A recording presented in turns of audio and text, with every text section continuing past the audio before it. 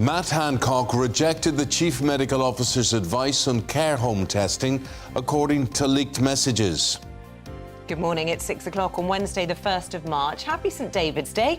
You're watching and listening to Breakfast on GB News with Eamonn, Holmes and Isabel Webster. Thank you very much indeed for your company leading the news this morning. The former Health Secretary, Matt Hancock, rejected the advice of the Chief Medical Officer to test all residents entering care homes. That's according to messages obtained by the Telegraph newspaper. Mr. Hancock has denied the allegations, saying the WhatsApps provide a distorted account. Hundreds of police officers are conducting a frantic search for a missing baby following the arrest of Constance Martin and Mark Gordon on suspicion of manslaughter. The couple were missing for 53 days after vanishing with the newborn, who police now believe may have come to harm. The Prime Minister suggested he'll push ahead with his Brexit deal, with or without the endorsement of the Democratic Unionist Party. It comes as he urges senior Tories to avoid another Westminster drama over Brexit and back his Windsor Framework. And new details have been revealed of the coronation chair that King Charles will be crowned on. The 700-year-old oak seat was originally covered in gold leaf, gilding and coloured glass and will undergo conservation work ahead of the ceremony this year. Look, we're expecting a lot of feedback, particularly on our lead story today. If you've got something to say, do it the usual way, gbviews@gbnews.co.uk. Is that about me, a throne fit for the king? Ah, there you go. Right, so that's the bit we want. There we are. So wherever you're watching, wherever you're listening, we'd like to involve you throughout the programme today.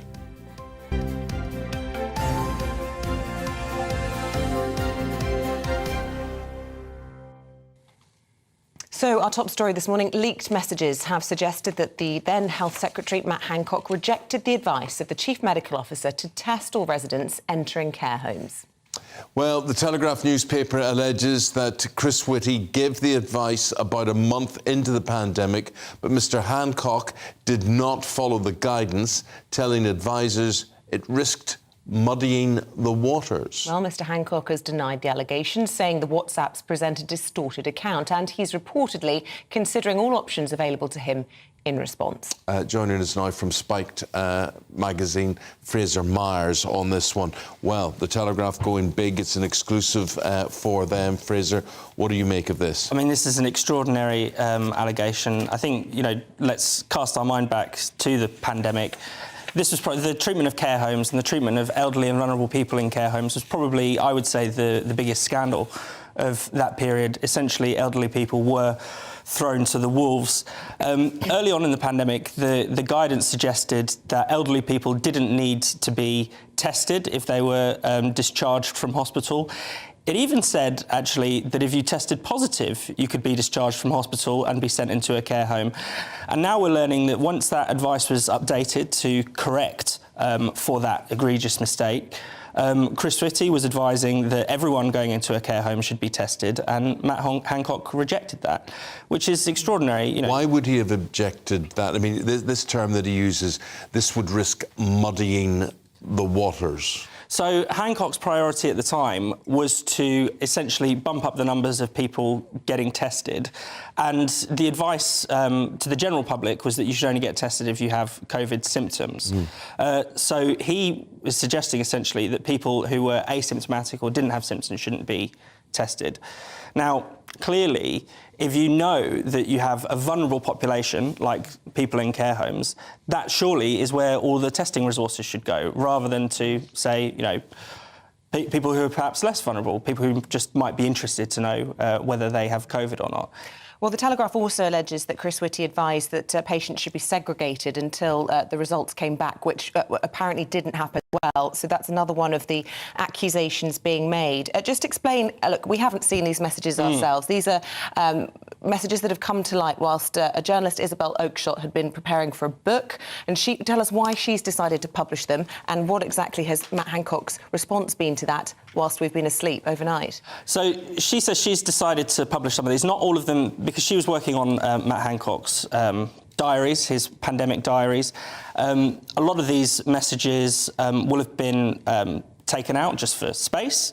Some of them will have been suppressed. The Cabinet Office will have said you're not allowed to publish X, Y, Z because it implicates certain people. There are rules as to what former cabinet ministers are allowed to write in their books. So there will have been plenty of other messages hanging over that didn't make it into that book.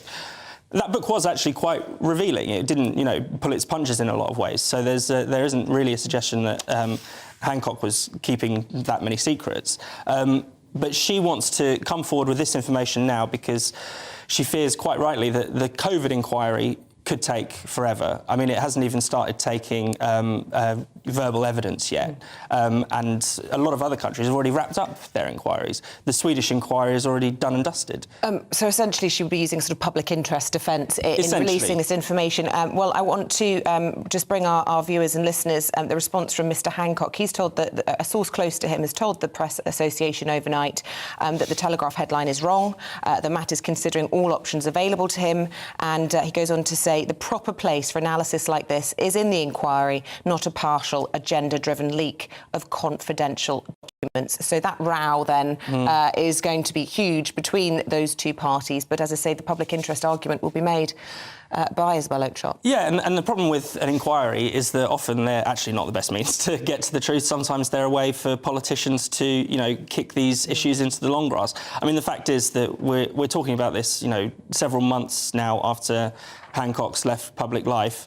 It would have been nice to know these things at the time even, so that we could scrutinise his record properly during the pandemic.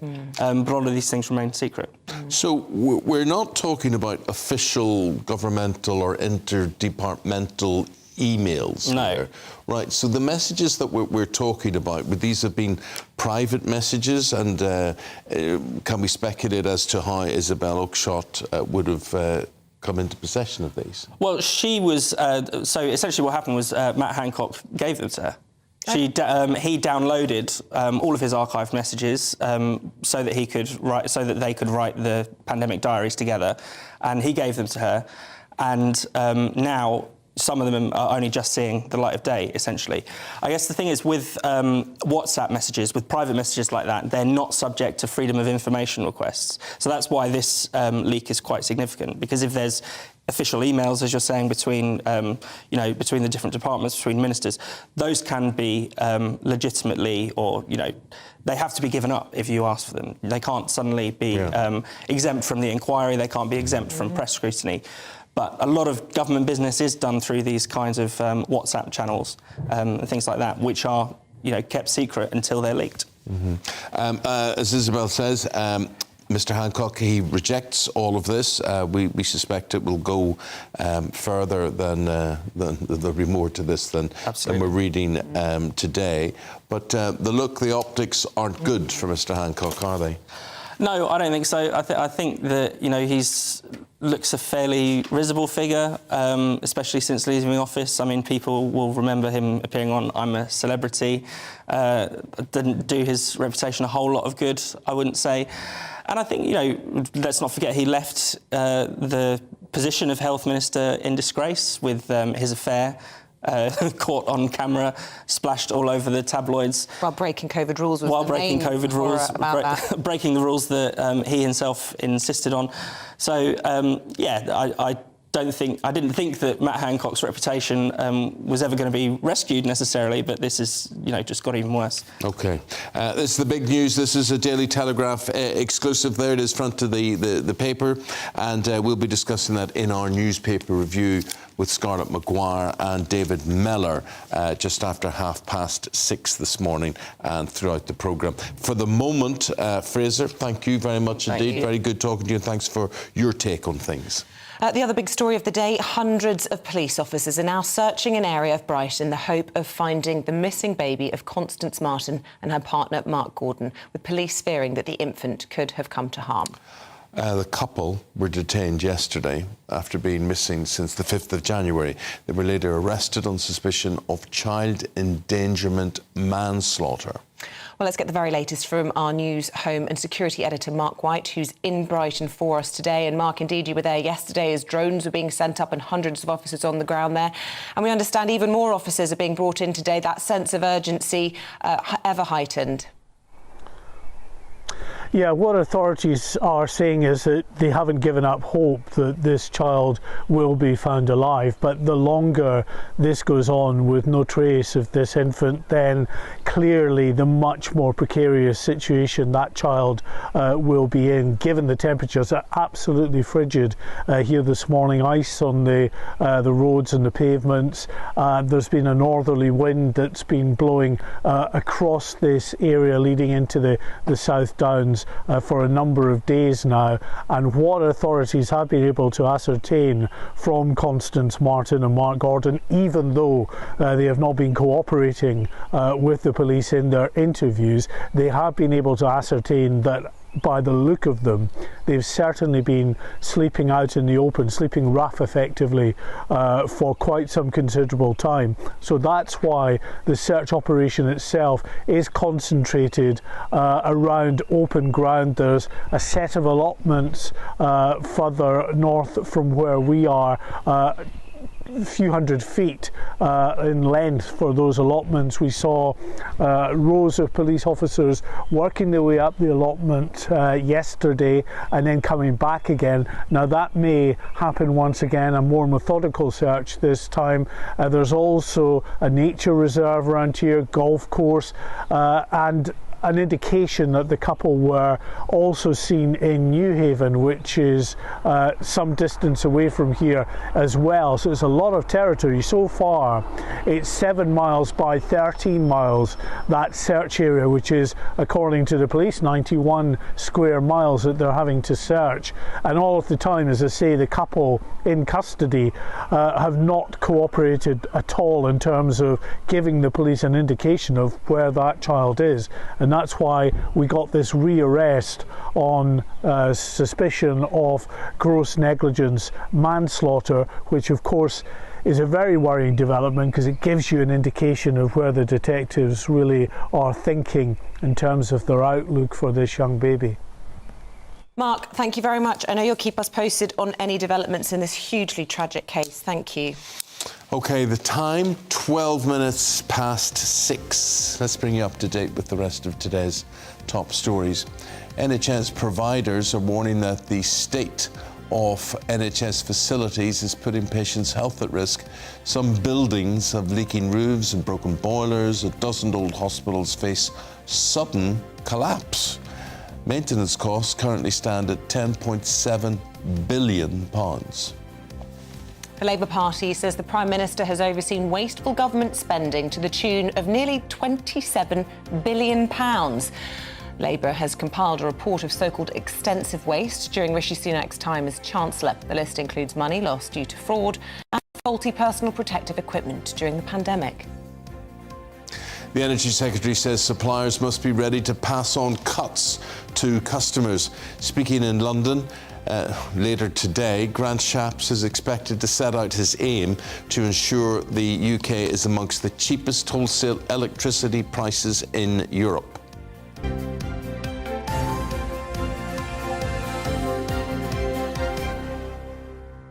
So it's St David's Day.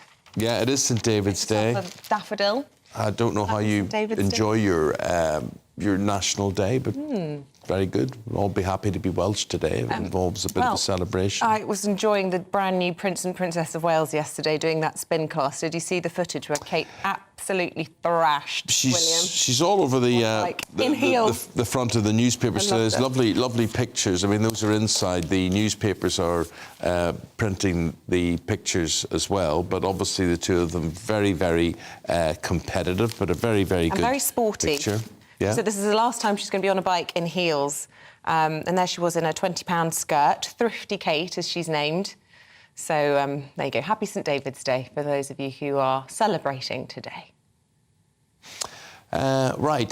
Sleep. We're going to talk about that now, which is something which obsesses us. My producer said to me, "How did you sleep last night?" First question. Well, she didn't say it like that. She says it in a Glaswegian accent, which is very attractive, very, very nice. And I said, when I said to her, what did you say to her? Can't remember. Oh, well, lucky you. Can't remember. Lucky you, I remember. Do you? And what was yours like? My children had nightmares, so I had both of them in during the night before my 3 o'clock alarm. So that was fun. Oh. Yeah. Did they tell you what they were dreaming about? Oh, really small but huge monsters was what I was told. It's funny that the both of them are dreaming about that. It must one have of been them woke the other. All right. Yeah. All the lights were on. Okay. Yeah. Well, an awful lot of you, 3/4 of you, rate the quality of your sleep as average or worse. So stay with us because we'll ask a sleep expert, how can you get a more peaceful night's rest? Paul.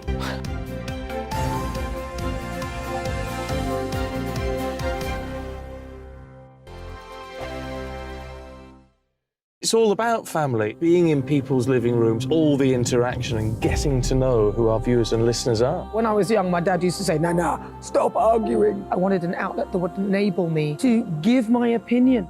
People are going through a really hard time right now, and I know that you don't feel like you're being listened to by the establishment. I came to GB News because it's the People's Channel, and I want the audience to have their say on the events of the day. We're dynamic. We do something different. Democracy shows that the wisdom of the nation is in its people.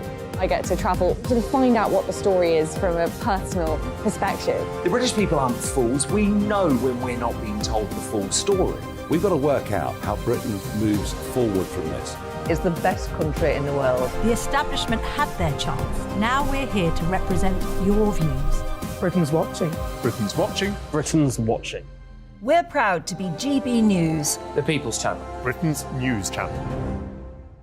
Hi, Andrew Pierce here. Join me every Friday lunchtime for a proper no-nonsense debrief of the week's events. With special guests in the studio and the GB News team on the ground, I'll be getting you up to date with news, some intelligent discussion and my own sharp take. The weekend starts here with me every Friday lunchtime on GB News, the People's Channel, Britain's news channel. I'm Andrew Doyle. Join me at 7 o'clock every Sunday night for Free Speech Nation, the show where I tackle the week's biggest stories in politics and current affairs with the help of my 2 comedian panellists and a variety of special guests. Free Speech Nation, Sunday nights from 7 on GB News, the People's Channel, Britain's news channel. Join me, Patrick Christie's, Monday to Friday, 3 till 6. We tackle the day's news agenda like you've never seen before. It's high tempo, high octane, the most controversial topics, and the best guests. You will not be able to take your eyes and ears off it. I'm not afraid to ask the questions that you really want answered. 3 till 6 p.m, Monday to Friday on GB News, the People's Channel, Britain's news channel.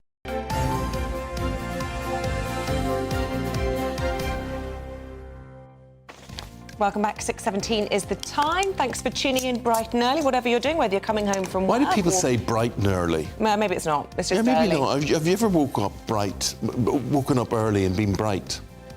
I don't think I've bizarre, isn't it? Yeah, I don't know. I'm bright. I'm always intrigued what Unless people you're very are doing irritating. up at this time. Are you up because you've got to go and catch an early train? Are you up because you're an early bird? Are you up because you're coming home from work, shift work? Perhaps you're watching us at the airport. I always think about airport staff. Yeah. Go for an early flight and the airport's already full of all the team there. I absolutely agree with you. I always think I'm the only person in the world catching this red-eye flight, and then there's all the staff there who are all in their wonderful uniforms. I think uniforms are a great thing. I do. I think the whole country should be so in stressful uniforms. trying to work out what to wear each morning. Do you know it was a very, I think, a sad day when they took uniforms away from banks. Used to go in and I remember people... the last time I stepped foot in a bank before they took banks away. Oh, they took the banks away. You're right. They took the uniforms first, then they Yeah. took the staff away, they took the banks away, whatever. Anyway, we're going to be talking about sleep after we tell you what else is happening on the programme. Lots of talk, of course, about produce shortages. At 6:45, we're Are these finding big out. leaks? They are big leaks for St David's Day, but apparently there's a shortage of the humble leek. What a time to be alive. They're big. You say humble, but look at the size of that. Sizable leaks. Yeah. Right. Teenage boys are being lured in through social media to work for drug dealers. Big problem this. 7:20. We're going to be talking to a former gang member about how it can be stopped, how you can stop vulnerable young people being attracted to a life of crime. OK. Get in touch. We'd love to hear from you. You know what to do.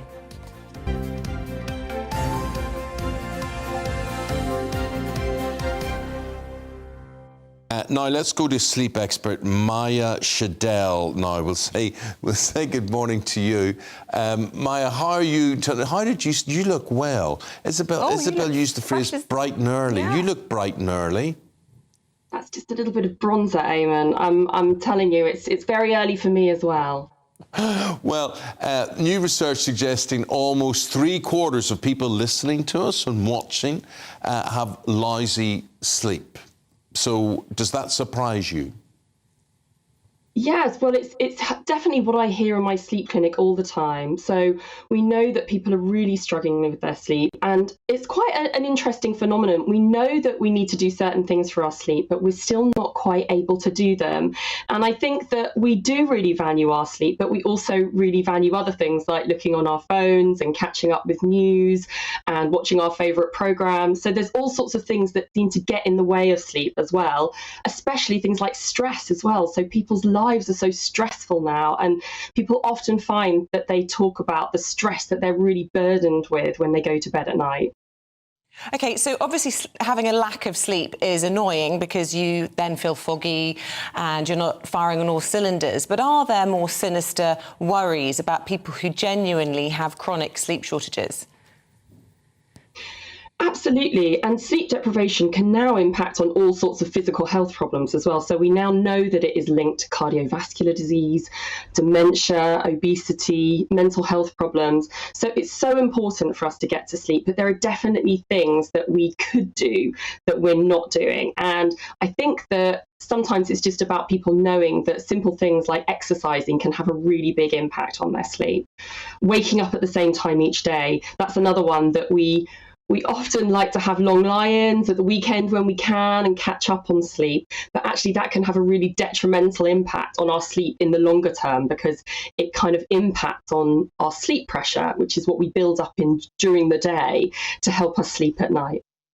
Yeah, Isabel and I would be very similar on this, that we feel quite lousy because we're shift workers.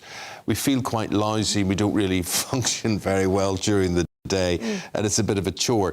If you can sleep, that's fine, but if you can't, it becomes a very long day. And then the worst thing is if you've been tired all day and then you go to bed and you can't turn your brain off. Yeah, that's the thing. But you know what I did? I want to know what you think, Maja, of supplements and gimmicks and things.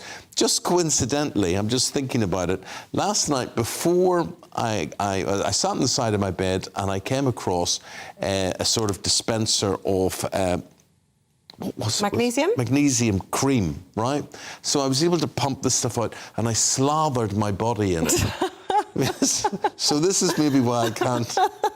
This is why maybe I can't remember how I slept last night. I'm not sure that's going to help you. Well, so that's what I did. That's what I did, Maja. What did you think of magnesium slathering? Well, Eamonn, I'm always a big fan of the evidence base, and I haven't seen much research that's been done on magnesium body cream, but that's not to say it doesn't work. But there are definitely other things that really do work. So we know that exercise has a really big impact on sleep. We know that cutting down on caffeine in the afternoons has a really big impact. We also know that trying to keep a regular schedule of waking up at the same time. So these are things that we've kind of heard and we know we should do, but they are actually the things that tend to really work. It's partly because in order to sleep well, to fall asleep and to stay asleep, we need our pressure to build up in the day that we call sleep pressure or sleep drive. And the things that tend to impact on that are generally the things that we can do in our everyday life. So going to work, being active, kind of getting on with the things that we normally do. And then having a really nice wind down period in the evening where you're starting to relax. Your body, if you think about it from an evolutionary point of view, your body wouldn't have been able to go to sleep if it sensed threat or danger. It wouldn't have made sense to go to sleep if you thought that there was some sort of bear or tiger lurking around the corner. So we need to feel safe in order to go to sleep. So any ways that we can try to relax so that our body ends up starting to feel like actually it's safe for me to go to sleep. I can go to sleep full unconscious and I'm not going to get eaten. This is a good thing. But what does a wind down routine look like if watching the TV stimulates you, going on your phone stimulates you, drinking wine stimulates you, having food stimulates you? Are you supposed to just lie in a darkened room meditating or, I mean, heaven forbid, read a book? I suppose reading a book is probably the best thing you can do, probably on your Kindle with the correct light that doesn't stimulate you. Not the Kindle. Yes, because otherwise you have to have the light on and you don't want a light on when you're trying to get melatonin. Am I right? Well, You're right up to a point. So actually we need quite a bit of light in the evenings to have that sort of impact on melatonin, and it doesn't necessarily impact on the time it takes to fall asleep. But reading, you're right, absolutely is a brilliant way to relax in the evening to fall asleep. If you are going to use technology, so sometimes we speak with young people and adolescents who say, this is the way I relax, using technology now. This is actually how I do relax. And moving towards a passive technology like TV is much better than a kind of video gaming or social media channel where they have to be much more engaged and interactive. So if you can move to a more passive technology, that tends to be better. But generally other things that you can do are deep breathing exercises, listening to music, and I'd say generally not watching or doing those kind of apps that make you feel a bit anxious, that spike that adrenaline and cortisol level late at night. Sometimes people find that when they go on social media that does it for them. Sometimes looking at the news app at 10 p.m. can also spike that kind of reaction. And really, we're just trying to reduce anything that that can spark a kind of fight, flight, freeze response in your body. We're thinking as you're talking, the thing is, a lot of people don't have a standard sleep pattern. It's interrupted by late night sporting events or watching a movie or getting a late night takeaway, or the fact that we're very conscious of people who are on shift work, who work really strange hours, people who are probably coming in and this is the last programme of their night before they go to bed as the sun comes up. People, it's today's society, and the technology doesn't help us, does it? You're absolutely right. And we think that that's partly why we see such a rise in sleep disorders like insomnia. But what I would say is that it's really about how you individually respond to that technology. So if you find it relaxing, say you've been out on a shift and actually your way of winding down is watching an episode of something when you come home, that might be exactly what you need. It's just that when you go to bed, it's really important to turn off your phone and put it out of reach in your bedroom, maybe putting it on a cabinet on the other side of the room. Having to get up out of your bed and walk across a room in order to check your phone is enough of a deterrent, especially when it's cold and dark outside. So it's a really good way of trying to get us to actually, when we go into our bedrooms, putting our phones away and saying, actually, we're not going to be looking at that anymore. Now it's bedtime, it's time for sleep. Really quick question, loads of emails coming in, lots of people saying they're chronic pain sufferers, something you can relate to that makes sleep evade them. But James asking one that's so common, I'm sure, and I don't know what the answer is. I wake up needing the loo every morning at 4 a.m. and then can't get back to sleep. You're lucky it's only at 4 a.m. It could be 3 a.m. and 2 a.m. and 1 a.m. That's such a common problem. The really good way of trying to help with that is making sure that you reduce your fluids 2 hours before you go to bed. So generally in the evening, we shouldn't need to drink a whole load before we go to bed. And actually 2 hours before we go to bed should be the last time we have a full drink. You can then have sips, when you go to bed if you've got a dry mouth.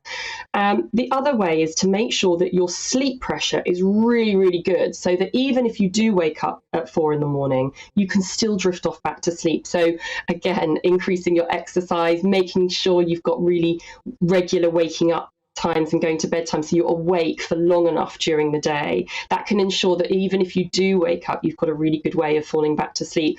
And if you do struggle when you get back into your bed in order to fall asleep, trying doing a really deep breathing exercise where you breathe into the count of 4, you hold to the count of 4. I've done that one.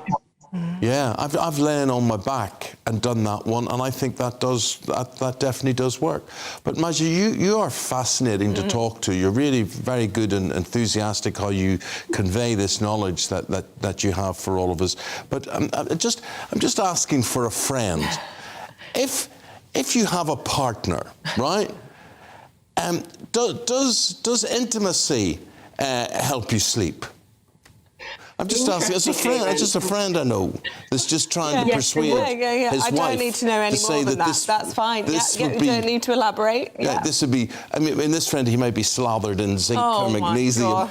Might be slippery to hold. Over to you, Madra. So what I would say about that is, Eamonn, there has been some research done on that. And actually, yes, it is thought that sex does help for sleep. But there's a bit of a caveat there that it has to lead to orgasm and it has to be for both. So I think that essentially it's about making sure that the bed is somewhere that you can relax and enjoy. And another thing that's also really helpful is to make sure your bed is not used for things like work and study and eating, because that can confuse our brain and it can make our brain think that actually it's a place where we do all these other activities. So we say keep your bedroom just for sleep and sex.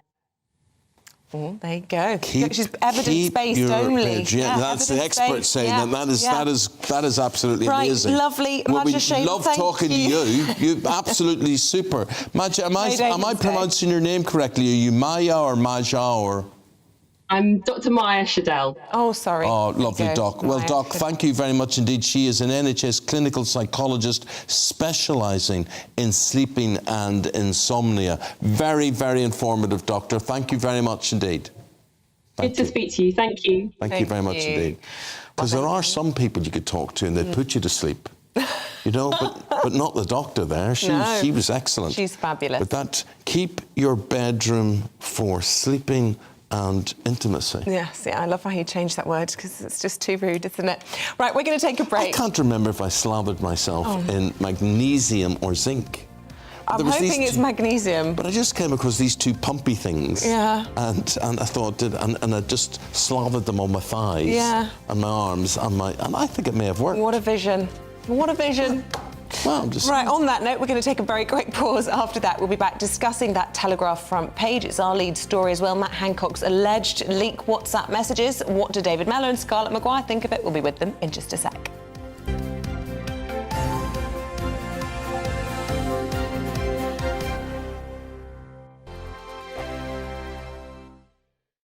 I joined GB News because I was sick and tired of not hearing my views being represented, not just mine, but so many people that I knew and spoke to. I just couldn't get my voice out there. I couldn't say anything. I couldn't do anything. Whatever the narrative was, I kind of had to follow it. GB News is there to provide a voice for those who have been ignored by the establishment media. We think different things, we've got a different style. GB News is here to be optimistic and positive about the future. It's real kind of dynamic and flowing, with the audience very much at the heart of it, like a big family.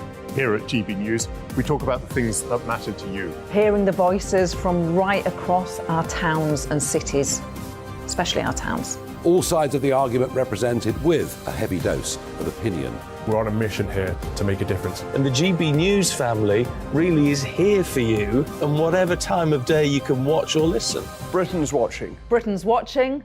We're proud to be GB News. The People's Channel. Britain's news channel. Hello, I'm Michelle Dewberry, and you can join me every weekday 6 till 7 on Jubes and Kerr. You're an inspiration to us all. Clip that bit up. Well, you are. That's my ringtone. My political ambitions are, those days are gone, I can tell you. She's only teasing. Go on. He's probably going to want to lay down now. I'll give him 2 minutes to have one. Let's respectfully disagree. That's what we like on Jubes and Kerr. Come and join us. GB News, the People's Channel. Michelle Dewberry, weekday evenings at 6 o'clock.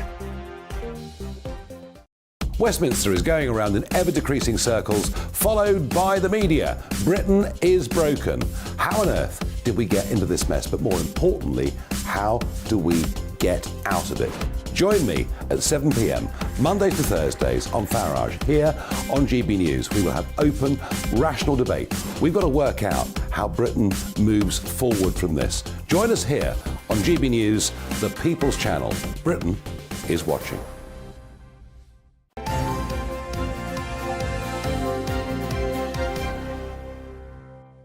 26 minutes now before 7 o'clock. Let's bring you up to date with the front pages. Here's how they're looking. This is the Telegraph. It's leading on those leaked WhatsApp messages sent to and from Matt Hancock. They allege the former Health Secretary rejected advice from the Chief Medical Officer when it came to COVID tests for care homes. The Mail focuses on fears for the well-being of the baby born to runaway aristocrat Constance Martin. That big search in the Brighton area continuing for that baby. The picture you'll see on a few of the papers today, the Princess of Wales, or They're calling her the Spincess of Wales on that bicycle there in the gym. Here's the Times. As you can see it there, they're quoting as their top story the Prime Minister telling the DUP his deal is non-negotiable. And The Guardian reports that the NHS's 14 billion recovery plan is already failing to meet targets. Let us introduce you to our newspaper panel this morning. We have the former Cabinet Minister, David Mellor, and the former Labour advisor, Scarlett Maguire. Warm welcome to both of you. And we'll start with the big story of the day, of course, Telegraph they claim 2.3 million words worth of analysis to tell us about all these allegations that do not paint the former Health Secretary in a good light, David. Well, they don't. It's as simple as that. I think this is, dear old Matt Hancock, his reach exceeds his grasp, doesn't it? What's he doing, taking on, of all people, Isabel Oakeshott to provide him with confidential services about his diary? Why does a politician need a journalist to help him write his diary? What's going on? I think we should be told. Well, we are told, all over the Telegraph. And, I always thought when it all came out, it would be deeply, deeply depressing. This was Alice in Blunderland, really. These people who seem to have no clue. But what is awful is, it's not like they've made a mistake. People have died because of this. And that's what's so dreadful, I think. The care home people who are there, they have no hope of surviving a situation where people were chucked out of hospitals. They weren't tested as to whether they had the virus, and these people were, bless their hearts. If I had lost a mother or aunt or whatever in that situation, I would carry that anger to the grave. Well, I actually would appeal to any of our listeners or watchers this morning to get in touch if you are one of those people. We would love to hear from you. In fact, we'd put you on the programme this morning if you want to let us know your experiences in all of this. But, we were told, weren't we, Scarlett, that the Health Secretary had put a metaphorical protective arm around the care homes. And, this is more than a failure, if this is true. These are allegations. I haven't seen the text myself. Matt Hancock denies them. It's important to say that. He's saying he was supportive of Chris Whitty's advice. He held a meeting on its deliverability. He was told it wasn't deliverable and insisted on testing all those who came from hospitals. You talk to the people running care homes and they'll tell you different. I was talking to somebody who said she'd go to jail to do Matt Hancock damage. She was so angry about what was happening. And frankly, he throughout it was pretty economical with the truth. He said, we're providing PPE for everybody. They weren't. It was terrible. But I would like to say that Isabel Oakeshott, is not a nice person. So God knows how much she got paid for doing that with Matt Hancock. She gets all these WhatsApp messages to do with the book, and now she makes more money by pretending this is a Telegraph exclusive. This isn't an investigation. This is somebody who's been given a cache of things and decides to publish it. This isn't journalism. This is sort of PRism for Isabel Oakeshott. Just reading your intro. Precisely. But what I find extraordinary too, what is wrong with Matt Hancock? Did he really think Oakeshott was a person you could trust? It's a bit like inviting a snake into your bedroom and then being surprised when it bites you. Yes. Ask Vicky Price what she did, got her into jail. This is a woman who you cannot trust at all. In her defence, she, in her op-ed in the Telegraph today, has said that it would take many years before the official COVID inquiry would be completed, and that we absolutely, as a nation, could not wait any longer for answers. And she felt that releasing this information was in the public interest. Well, there's no doubt at all that the failure of the government, perfectly understandable from their point of view, to actually go through this and start telling us what went wrong. Look, so many things went wrong, from Boris Johnson failing to turn up to the first of these, several of these Cobra meetings. All the way through, they got it completely wrong. And let me just say to you, I don't think they had to get it wrong, because, for instance, as a minor player when efforts were being made to sort out the AIDS crisis, those mistakes were not made.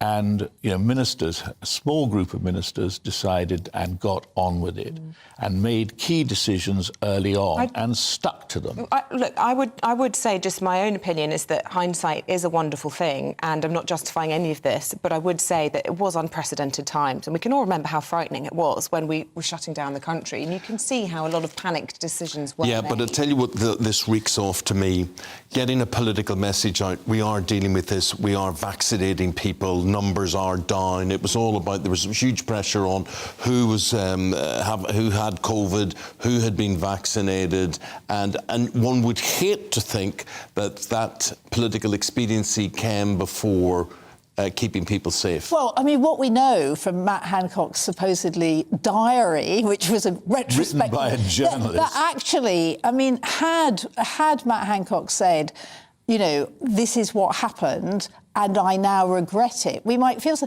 But instead, you know, Isabel Oakeshott wrote him a memoir that misimagine some of the things that actually did happen. I mean, that is, of course, mistakes are always made. We've all made terrible mistakes in our lives, and if you're in charge of a pandemic, your mistakes cost lives. But actually own up to them and say, this is what happened, and this is why I did it, and God, am I sorry? But no, let's go on telly. Just on your point, Eamonn, you know, you were saying it was sort of a PR mission at times, and we were being told everything's going well. One of the leaked WhatsApps that the Telegraph have on their front page and the website was between Matt Hancock and George Osborne, who wasn't in government at the time.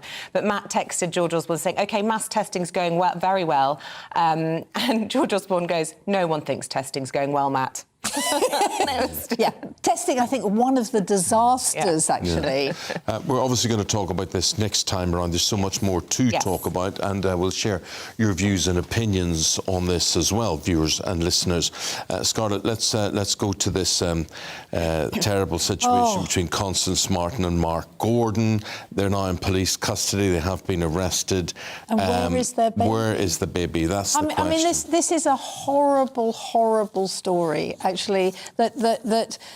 So this couple, and he is a convicted rapist. Well, we have to be a little bit careful about what we do say in relation to this, because the active case is underway. Yes. They've been arrested. They're in custody. So this couple had a baby.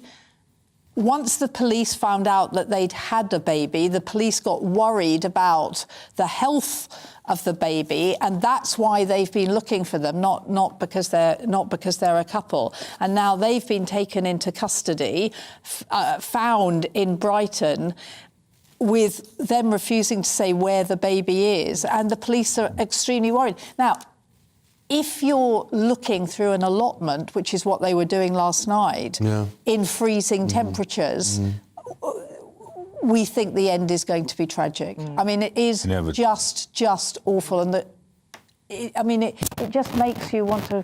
You just think, why would they not even cooperate on this? You know, putting the life of that child first. I mean, we hope the child is in safe hands with someone who they know. The police have their doubt. The headline in the Mail says, "We fear that their baby has come to harm." That's the way it seems to be, but. The fact that there was initial concern, you're right, it was never really mentioned why they were on the run, why they were evading police in the first place.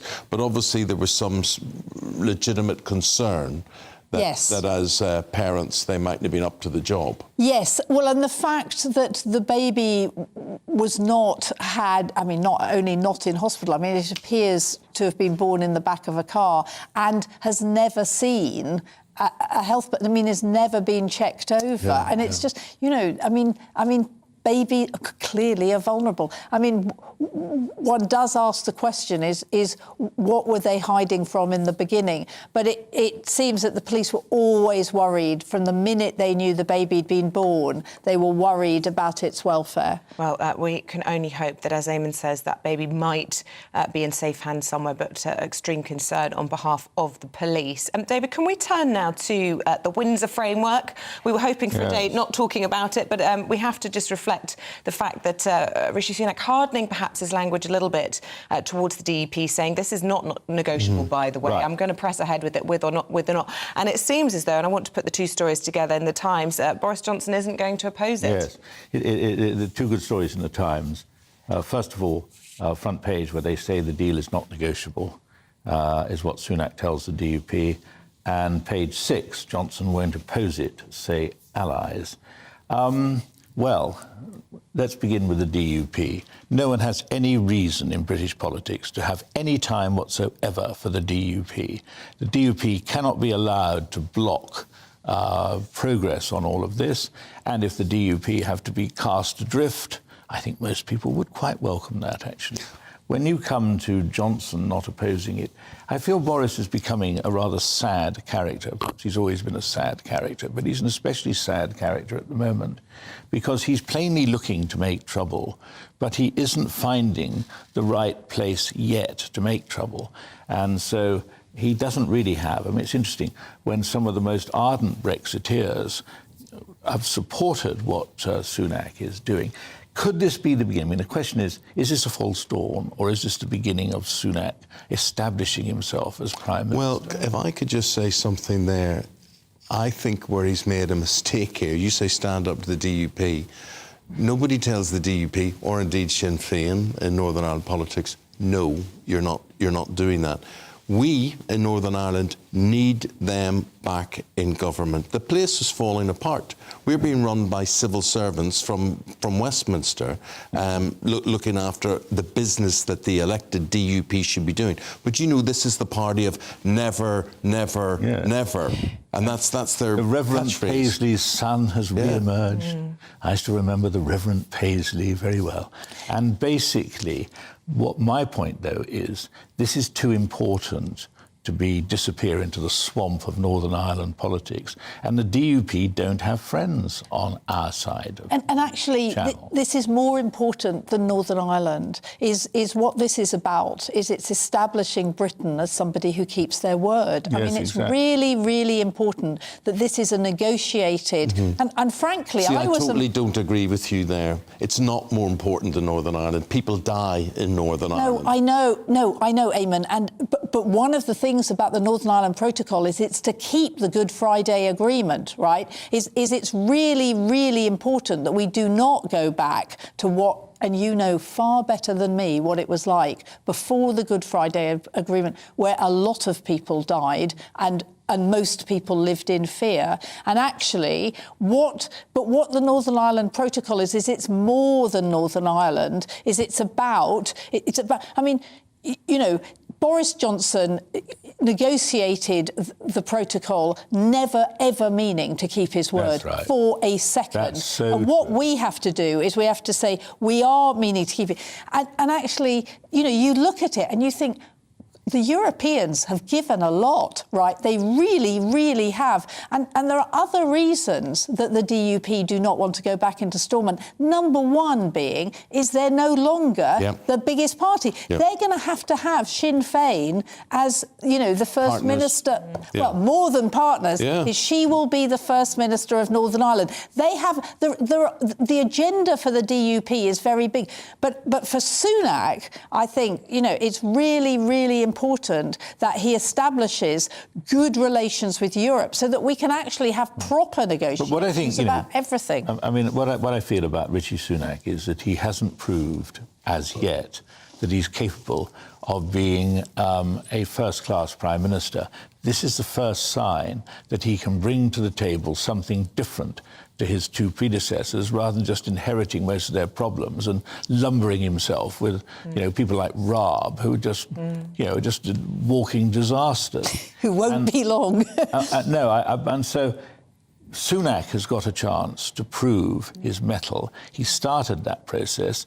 And what I don't understand is why there are still Tories, though not as many as might have been expected, who even now, as you know, as the tumbrils roll forward, carrying the Conservative government to a final resting place, why can't they rally round and try and work together and appear to be a coherent political party? You know, it was the old joke many years ago, can be recycled. You know, are you a supporter, says the opinion pollster, of an organised political party? And the chap says, no, I'm a Conservative. Here's a story, front page of the Sun. Isabel, can you hand me that Sun there? Big blazing headline, and it's called, so we've talked about Brexit there. Frogsit, right? Now, Frogsit is about Harry and Meghan. And we're told they've been chucked out of this Frogmore cottage. I love when they call this place a cottage. It's a complete mansion. It's 5 cottages knocked together. OK. So basically, they're being kicked out of Frogmore. And who's the new tenant? Prince Andrew. Right. Not that he wants to go there because he feels that that would be downgrading him. I mean, the whole thing... He's downgraded himself. He doesn't need anyone else to do. I always see... I mean, the royal family is our own private soap, right? Is that whenever we get bored, we can turn to them to give us amusement. I mean, apparently, this happened, that they were evicted fairly soon after the infamous memoir Spare was published. Right. I mean, obviously, it's a really sensible thing. King Charles is trying to slim down the monarchy. These two are obviously not going to be part of it, just the way Andrew isn't going to be part of it. They've got a house in California. They do not need a 5-bedroom mansion. And the reason it's probably only got 5 bedrooms is it's probably got about 3 reception rooms and 2 kitchens and things like that. It just seems sensible. And they haven't said a word, so possibly, they always expected it. They were never going... I mean, to have a place so that you can come for 2 or 3 days a year at the most...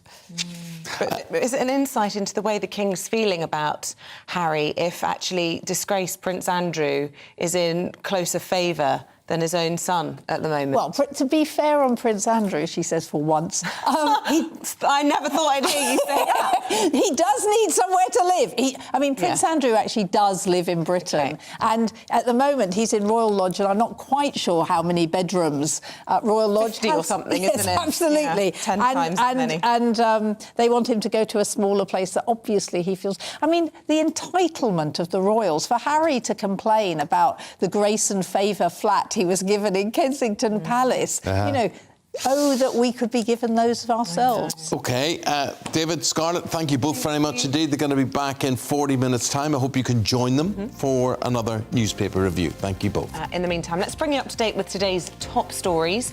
And teachers are set to strike in the Midlands and eastern regions of England today in a long-running dispute over pay. It is the second day of regional walkouts by members of the National Education Union, affecting 200,000 staff. At least 32 people have now died. More than 80 are injured after 2 trains collided in Greece last night. An intercity train carrying over 300 passengers hit a freight train travelling in the opposite direction near the city of Larissa. The crash caused carriages to catch fire. Rescuers working through the night trying to find survivors. Details surrounding the Coronation chair, which will be used to crown King Charles, have been revealed during its restoration at Westminster Abbey. Estimated to have been made around 1,300 years ago, the chair was decorated by the King's master painter and also features graffiti from the 18th and 19th century. Henry VIII, Charles I and Queen Victoria, as well as the late Queen Elizabeth II, were all crowned in the historic seat.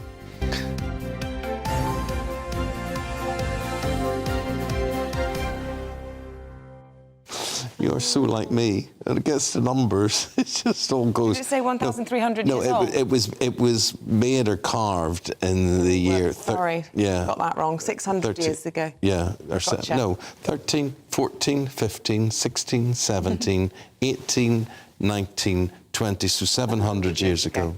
Yeah. Okay, once again. But anyway, today is the 1st of March. Yes, happy St David's Day. That makes it St David's Day, which St David was the patron saint of Wales. Yes, and daffodils everywhere today. Have you got daffodils at home yet? No, I haven't seen daffodils springing yet. Have you? I just had a beautiful bunch of daffodils in my kitchen. No, but have you seen any outside? Not outside, but they're about to flower outside my front door. Good. But of course, the other national emblem of Wales is the... leek. The leek. But unfortunately, we've been talking about vegetable shortages. Apparently, the leek is the latest one to be scarce now. OK, so you can't get carrots, you can't get tomatoes, you can't get potatoes, you can't get leeks. OK. Farmers are warning extreme temperatures and the costs are making the leek harder to produce. And this comes as major supermarkets continue to ration some fruit and vegetables. Well, our East Midlands reporter has the story. At Coningsby in Lincolnshire, Tim's family has been growing leeks for 3 generations. A few things have changed since the early days before big machines. So here we've got leeks that come from the field. They've been trimmed and pulled, cut, washed as well. They get chilled and then brought to the end of the line here where they go on the cutting line, and they drop out the other end into a pack that's ready to go straight to the supermarket shelf. It's been a tough year for farmers. Bad weather means yields are down. Tim, who's chair of the Leek Growers Association, says it could be by as much as 30%. That's another vegetable supermarkets will be short of. Of course, we had last summer, just here, temperatures were of over 40 degrees. And then just recently we've had frosts of minus 10 degrees. We aren't going to have the leeks that we thought or had planned to have. Shops, including Tesco and Aldi, are already rationing some imported veg, like tomatoes and peppers. Suppliers once again blame bad weather, but in Europe and North Africa. These leeks, however, come from Lincolnshire and usually thrive in British winter. We're trying to sell more leeks, yet we haven't got the leeks to sell. We're desperate to produce British produce because these leeks here, they're so flexible a product and they're so fresh, and it's something we can grow in this country for quite a long period as well. The National Farmers Union says Britain's food resilience is gone and the government need to take it seriously. Last week, the Environment Secretary, Therese Coffey, suggested that Brits manage the salad shortage by eating more British-grown seasonal food. A lot of people would be eating turnips right now rather than thinking necessarily about aspects of lettuce and tomatoes and similar. She was criticised in Parliament and the press. But food blogger Helen Bess Shaw, who writes about cooking on a budget, says that's common sense.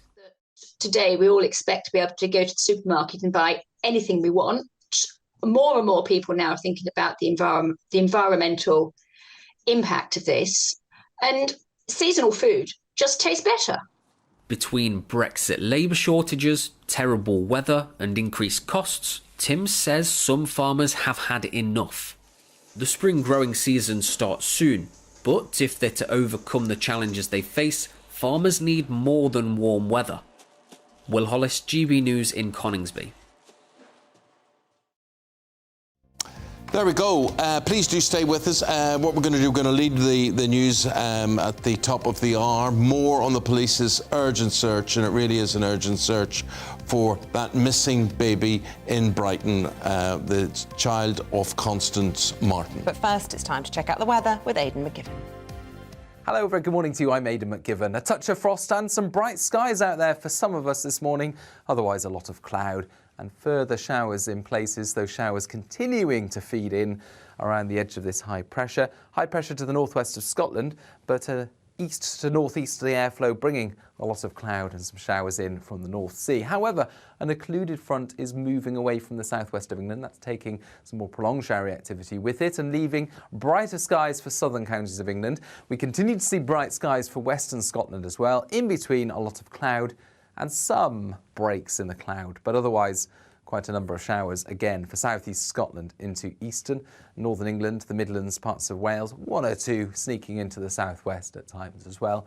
And temperatures at 7 to 10 Celsius, but feeling more like 3 or 4 on the North Sea coast, given that breeze. Into the evening, we'll see further showers tumble in on that northeasterly breeze.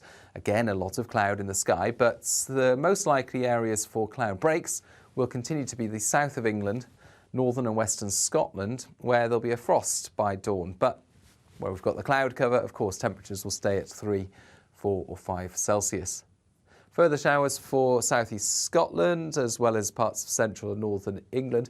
But actually, Thursday on the whole is looking like a drier day compared with recent days, and a better chance of some breaks developing in the cloud, especially once again for southern parts of the UK, the north and northwest of Scotland, and some western fringes as well. I suspect northern and eastern England will be most likely keeping the cloud.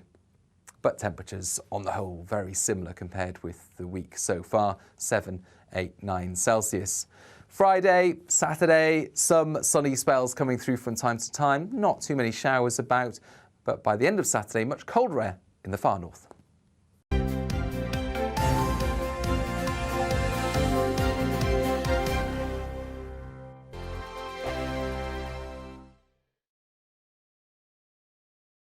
First and foremost, I am a GB News fan, and I was before I was working here. Just love the fact that we're asking the questions that a lot of establishment media won't ask. With a bit of a twist, we not only want to inform you, but we want to keep you entertained. It's worth the drive because you get in and the team's all ready and waiting, they're itching to go, and it's a proper little family. GB News is the people's channel. It's the audience that makes the programme sing. We're giving our viewers and our listeners a voice. I see the thousands of your letters, tweets, emails, you name it, coming in. Britain is broken. How on earth did we get into this mess? But more importantly, how do we get out of it? The establishment had their chance. Now we're here to represent you. It's time for something different. It's time for GB News. I'm very patriotic. I believe in Britain. Our best days lie ahead. Britain's watching. Britain's watching. Join us here on GB News. The people's channel. Britain's news channel. Monday to Thursday, 9 p.m. till 11 p.m. Join me, Dan Wootton. I'll bring you the sharpest takes and hottest debates. Do you not believe in prison? I don't believe in prisons. I'm completely stunned. I guarantee you there'll be no spin, no bias, no censorship. I actually was personally quite offended by it. And no reason to go to bed. So I guess they've always been quite woke. That's Dan Wootton tonight on TV, radio and online. Monday to Thursday from 9 p.m. till 11 p.m. on GB News. The People's Channel, Britain's news channel. I'm Simon Evans. Join me on GB News for Headliners at 11 p.m. What's the scoop? I'll be joined by two of the country's top comedians. That's right. As we take a look at tomorrow's newspapers tonight. We're going to get into trouble. If it's a big story, we'll be covering it. Spill some tea on him. There we go. But we'll also have some fun. I wouldn't stick up a bank. My father didn't love me. So anyway. Headliners every night from 11 on GB News, the People's Channel, Britain's news channel.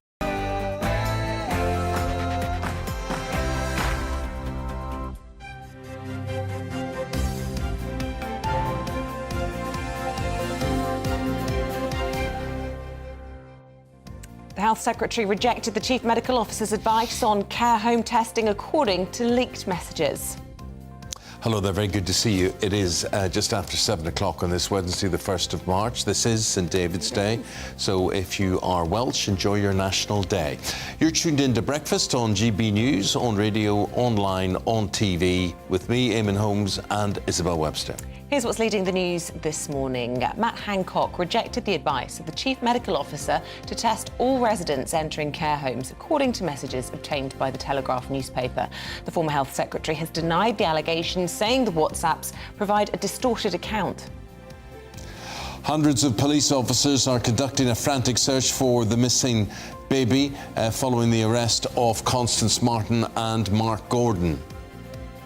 Well, mountain rescue teams and other volunteers are arriving here this morning at the spot where Constance Martin and Mark Gordon were arrested. They are joining those police officers in the second full day of search activity. The Prime Minister has suggested he'll push ahead with his Brexit deal with or without the endorsement of the DUP. It comes as he urges senior Tories to avoid another Westminster drama over Brexit and back his Windsor Framework. And new details have been revealed of the Coronation throne that King Charles will be crowned on. The 700-year-old oak seat was originally covered in gold leaf gilding and coloured glass, and it will undergo conservation work ahead of the ceremony this year, which I reckon they'll have to pull their finger out and get on with it, because Not long to go. Was it May 5th, isn't it? Yeah, 6th, I think. Saturday the 6th. I think it's the 5th, but... We're disagreeing on everything this morning. It's one of those. I know it's in my diary. I'll go and look at that when you I reflect. read out a few emails, because we've been talking about sleep this morning, and lots of you have been getting in touch. Alan in Torquay says, takes me a while to get ready for golf at 8:20. That's why he's up and early watching us this morning. And Con says, for the best sleep, go on holiday to Ireland. Total relax, fresh air, exceptional fresh foods, and beautiful people. Well, it's very interesting. In my diary on the 6th, the important thing I have is that West Ham are playing Man United, right, at 3 o'clock. It's Saturday's the Coronation, yeah. But I have in the Friday Coronation, so that's wrong. Well, I believe it's probably a bank holiday or something like that. There's lots of days of celebration, but the actual... is Saturday. The big bang is on the Saturday. But the match is on the Saturday. Well, what are you going to do? have to do the important thing. I have to watch the match, don't well, I? okay. Yeah. I'll go on my own then. Unless they move that to the Sunday, but anyway, it's all very inconvenient. Yeah, yes, indeed. I think, especially if they make us work that day, that's even more. Oh, God.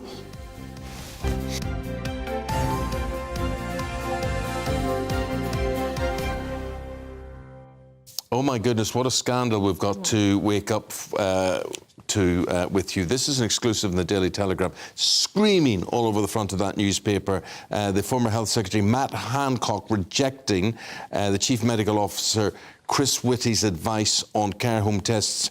Mr. Hancock says that is not the way it played out, but that's the way the Telegraph are reporting this. This is all about linked WhatsApp messages. The Telegraph is alleging that in them, Chris Whitty, the former, in fact, the current Chief Medical Officer, gave advice about a month into the pandemic, but Matt Hancock did not follow that guidance, telling advisers that at risk what he called muddying the waters.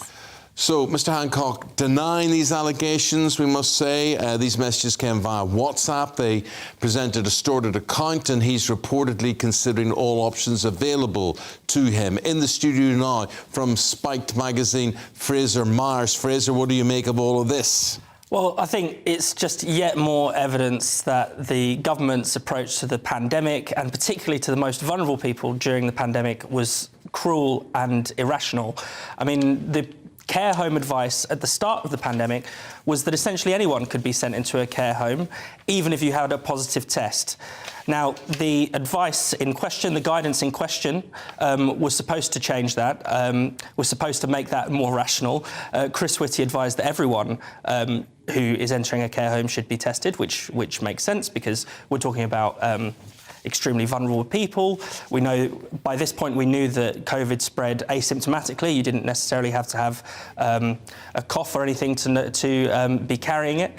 And it turns out that Matt Hancock, in his version of the guidance that went out to hospitals and care homes and everywhere else, this was watered down to say that only people who are discharged from hospital need a test. So, again, people potentially with COVID being sent into care homes in the middle of lockdown, while we're all, locked in our houses trying to prevent the disease from spreading, COVID was going wild. You see, what gets me, Fraser, about all of this, when we look at Mr. Hancock's response of all of this, he says, I held a meeting on its deliverability, very sort of technical term on that, whatever deliverability means. I told it wasn't deliverable and insisted on testing all those who came from hospitals.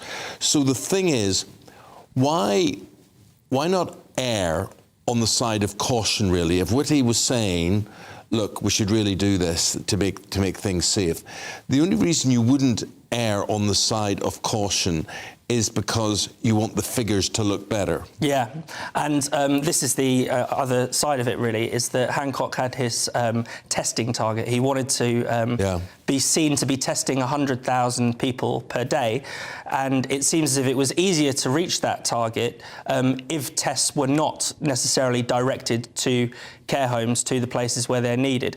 He could meet that target easier if he simply dispatched out tests en masse. Which would mean that they could, they're not being used appropriately necessarily.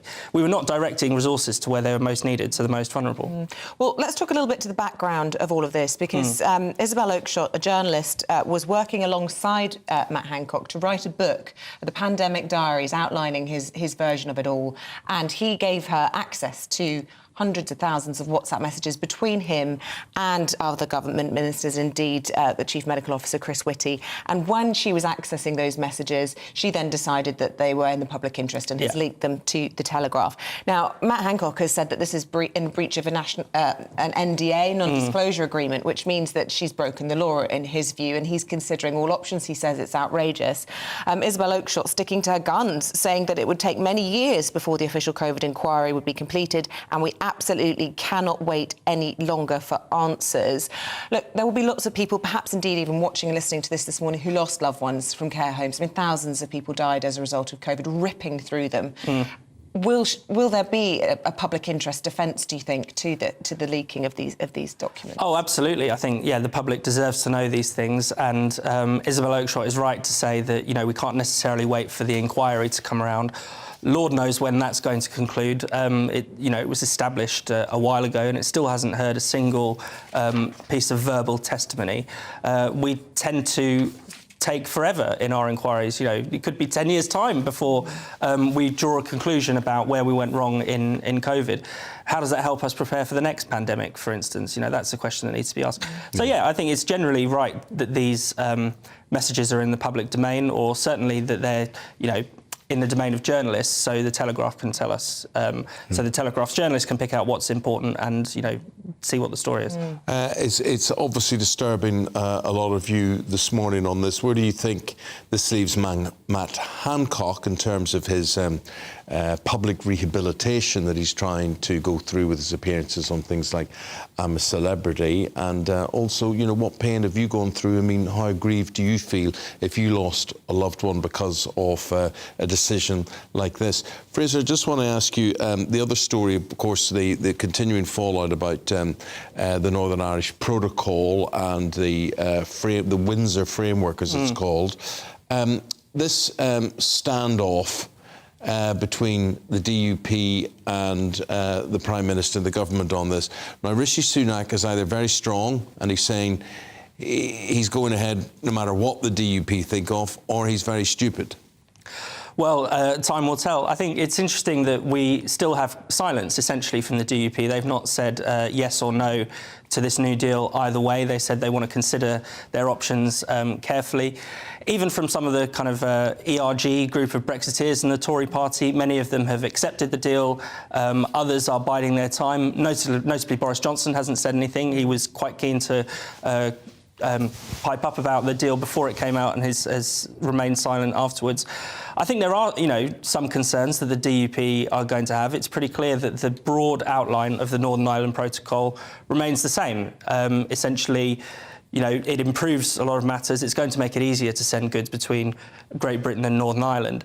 But it's just a fact that Northern Ireland will be essentially beholden to many EU laws. It will be under the jurisdiction of the European Court of Justice. And those things are seen as red lines for many Brexiteers, for many people in the DUP. So that could cause a real problem. But to be clear, Rishi Sunak doesn't need the DUP to sign off on this deal. If it could go through Parliament. Labour have said they'd support it. It sounds as though there are very few objectors, including the likes of Johnson, will probably vote it through.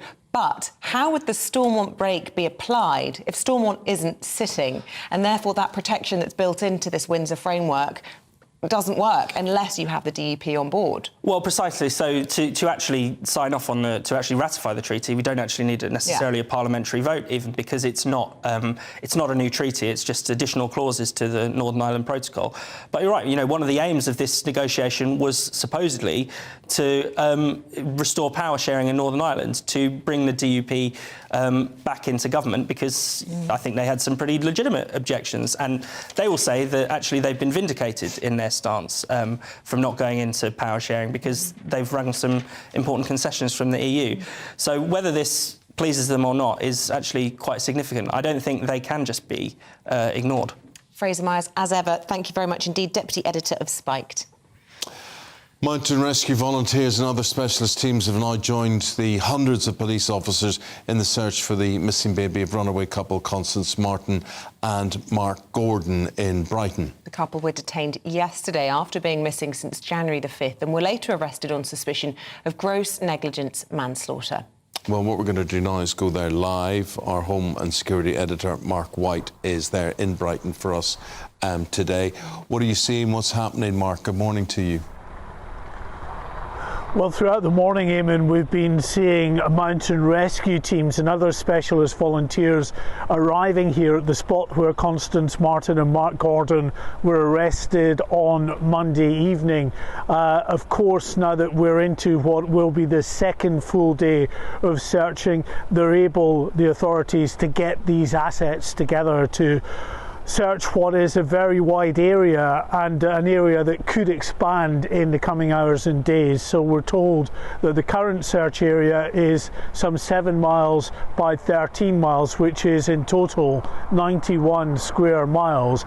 So these hundreds of specialist search and rescue teams are needed. I spoke to one gentleman who is from Lowland Rescue, mountain rescue team based in Kent, but there are other mountain rescue teams here as well. So they'll of course be given their grids to start searching here. The police are saying publicly that they are still hopeful that they can find this child alive, but clearly with every passing hour that infant's predicament becomes all the more precarious, because really the temperatures overnight here again plummeted towards zero. The pavements around here covered in ice. It is absolutely freezing. There's a northerly wind that's whistling down this area through the South Downs to the north of Brighton.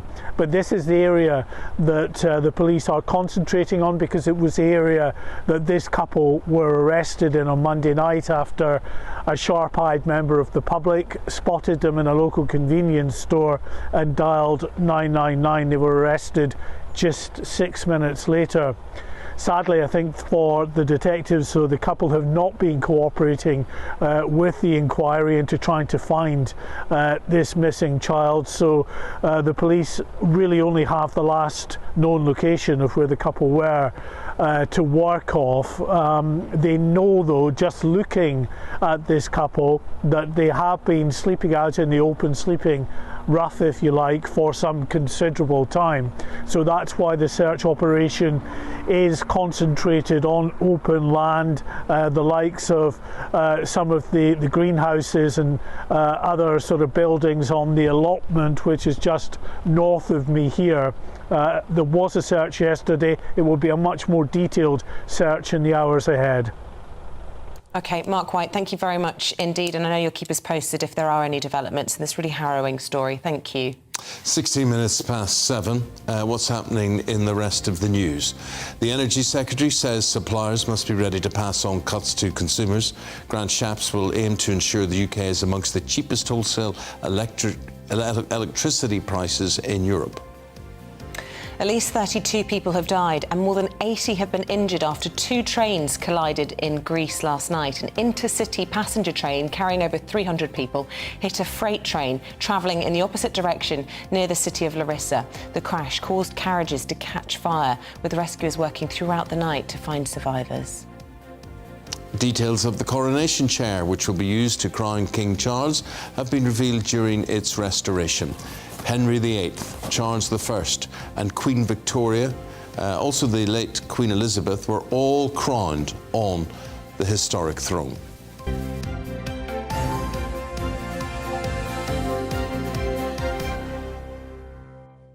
Just want your views on this story. The double rapist, Isla Bryson, who used to be Adam Graham and who was found guilty of attacking and raping 2 women.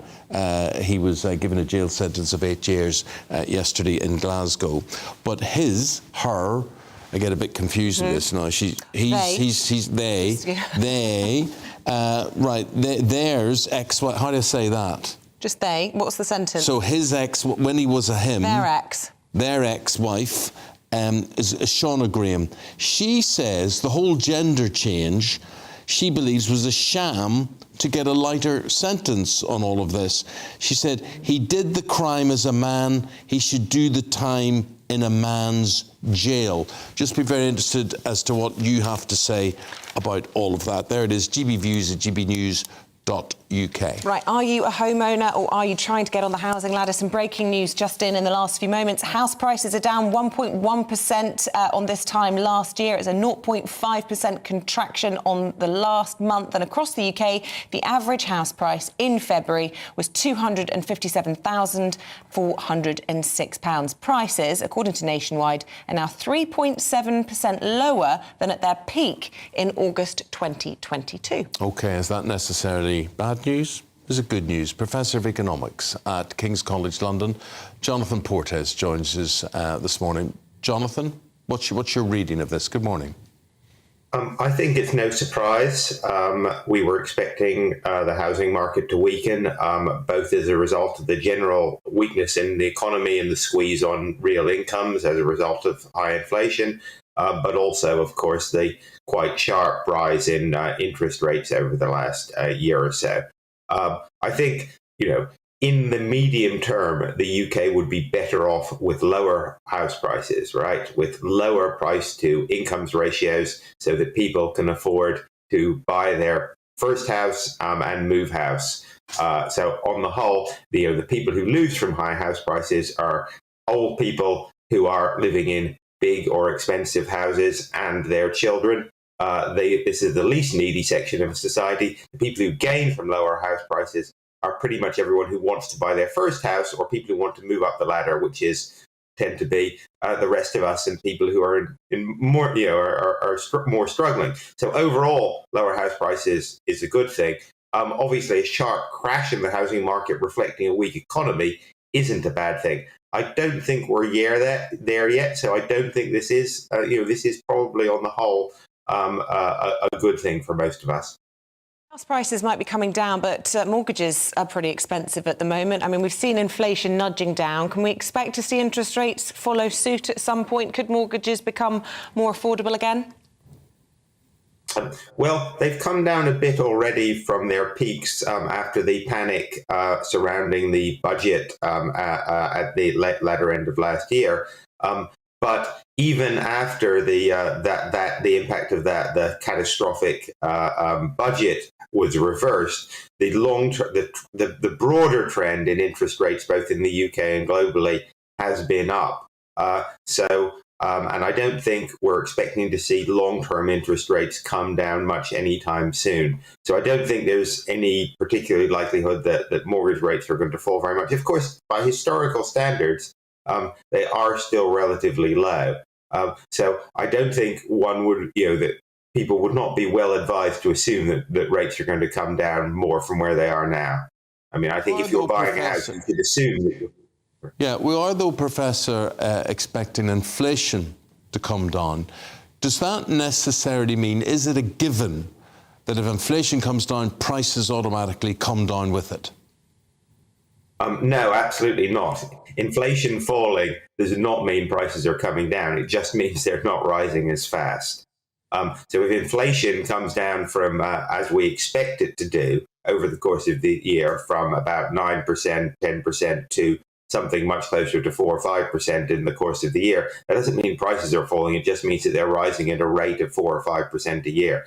So, of course, some individual prices may come down. We may see some of the sort of elevated food prices that we're seeing come down for seasonal reasons because the weather gets better, supply chain results. But overall, we're not expecting to see prices to fall, no.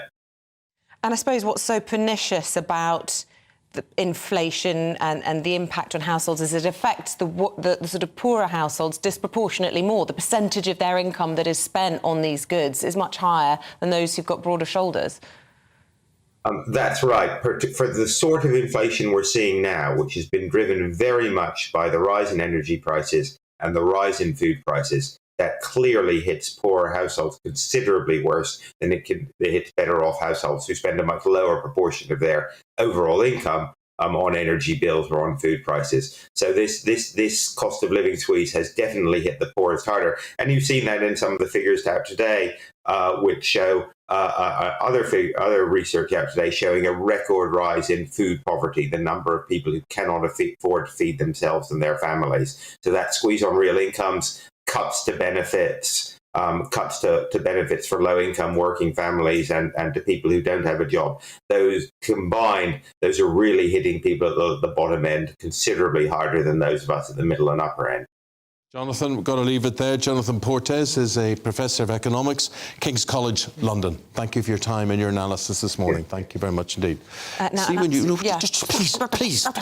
Yes. You use that phrase... Oh, yeah. Those with broader shoulders, and I winced. Oh, right, OK. It's like, you know, I broke my shoulder. Oh. I broke my shoulder, right? And she then just puts pressure on my shoulder talking about I told that. you what you got to do about that. And the thing about it is, no, I think I've broken it again. Have you? Oh, I think I've been, because getting in and out of wheelchairs, using crutches, getting out of bed and pushing down in this hand.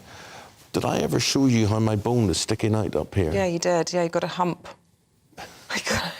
No, but besides the hump. I've got a hump and I've got a broken shoulder. That bone sits out there, so it does. We need to get that sorted. It is hump day. Well, that means another operation. Do you think? Don't say that. They're going to have to open me up again. Oh, Eamonn. There's 2 screws in there. Can't they just shove it back in? Can you feel it? The bone sticking out. That's not going to do you any good. It's not Those going to do sorts me of any sharp good. It's not movements. gonna do me Anyone any with any advice? Any orthopaedic surgeons? What should we do with this drunken sailor? No, I know. Broken shoulder? Maybe I should present with a sling. Well, I actually do think you don't support your arm enough when you're sitting. Can this be raised up, your arm rest? Chloe! Get her in and the get floor this. manager in. We're going to sort you out, Eamonn. Yeah. A sling and an arm Okay. rest. We're going to sling our hook and we'll be back in a couple of minutes, and we're talking about gang members and the recruitment of young men into gangs. Cash gets them there into a life of crime after this.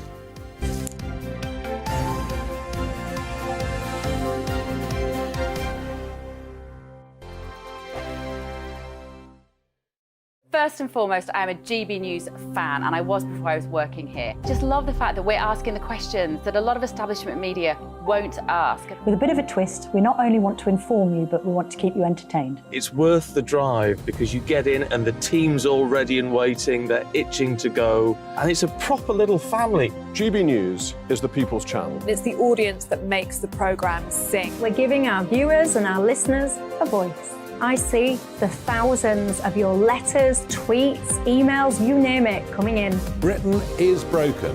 How on earth did we get into this mess? But more importantly, how do we get out of it? The establishment had their chance. Now we're here to represent you. It's time for something different. It's time for GB News. I'm very patriotic. I believe in Britain. Our best days lie ahead. Britain's watching. Britain's watching. Join us here on GB News. The People's Channel. Britain's news channel. I'm Andrew Doyle. Join me at 7 o'clock every Sunday night for Free Speech Nation, the show where I tackle the week's biggest stories in politics and current affairs with the help of my 2 comedian panellists and a variety of special guests. Free Speech Nation, Sunday nights from 7 on GB News, the People's Channel, Britain's news channel. Here on GB News Live, we'll be keeping you in the picture, finding out what's happening across the country and finding out why it matters to you. We'll have the facts fast with our team of reporters and specialist correspondents. Wherever it's happening, we'll be there from 12 noon on TV, radio and online. GB News, the People's Channel, Britain's news channel. I'm Michael Portillo. Join me on GB News on a Sunday morning for topical discussion, debate, arts and culture, and sometimes even ethical dilemmas. I don't always agree with you, Michael. Michael Portillo, Sundays on GB News, the People's Channel, Britain's news channel. Hello, I'm Michelle Dewberry, and you can join me every weekday 6 till 7 on Jubes and Kerr. You're an inspiration to us all. Clip that bit off. Well, you are. That's my ringtone. My political ambitions those days are gone, I can tell you. She's only teasing. Go on. He's probably going to want to lay down now. I'll give him 2 minutes to have one.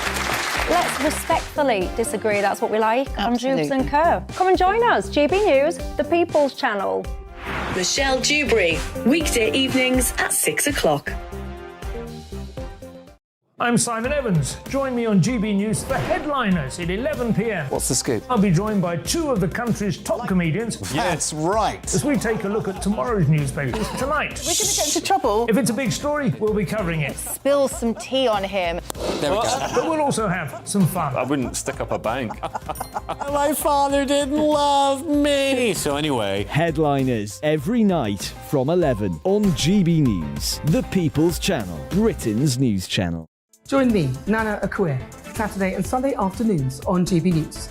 Expect fiery debate and passionate discussion as me and my panel tackle some of the biggest topics hitting the headlines. It's a place for everyone's opinion. No one gets cancelled, but no one gets an easy ride. Oh, she's on it today. Be ready for conversations, that are fierce, frank, and of course, fun every Saturday and Sunday afternoon from 4 p.m. on GB News, the People's Channel.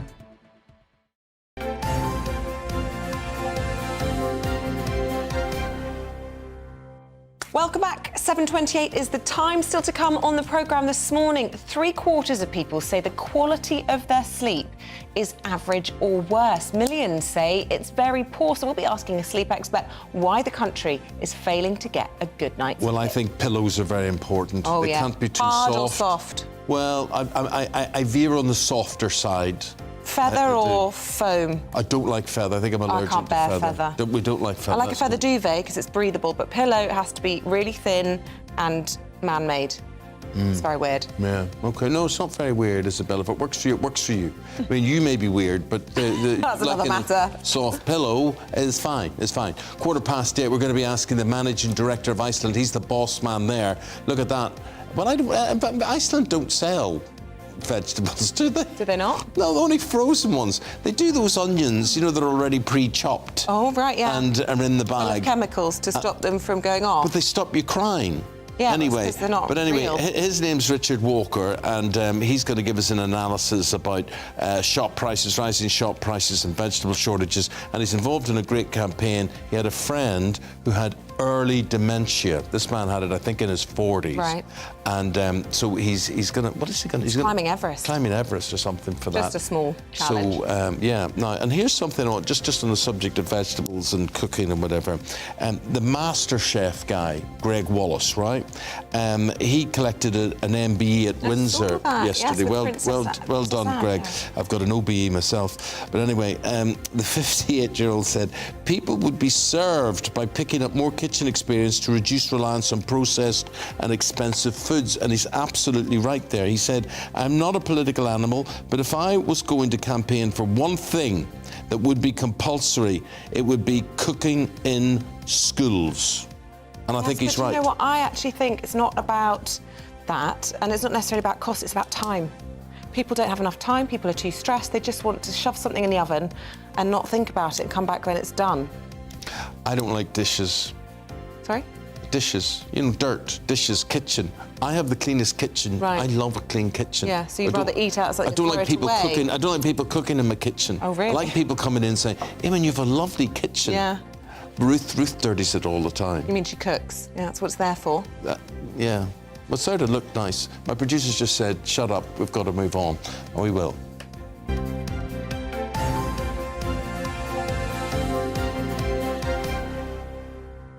OK, we're going to get serious now because police have been warning that vulnerable boys as young as 13 are being lured into gangs via social media in return for gifts and money. British Transport Police, County Lines Task Force officers have arrested over 2,000 people linked to gangs since 2019, and almost half of them are under 19. Well, joining us now is former gang member and co-founder of the mentoring organisation Blinded Faith, Mark Bracewell. Good morning to you. Mark, thanks very much for coming to talk to us about this. I've got teacher friends as well who talk about the gifts and the bribes, essentially, that young folk are being offered through social media, and it's taking these kids away from sensible decisions, school, safe places like their homes, onto the streets, into risky situations. And this is something you're seeing as well. Yeah, most definitely. With the youngsters that we're working with at the moment, a lot of them are being enticed into doing favours, or you might say, or working for these gangs that are moving drugs up and down the country. And tell us a little bit about what you've seen for yourself, because you've run this mentoring scheme. Are you seeing kids coming through your doors? Are you in contact with people who are being tempted by these bribes, essentially?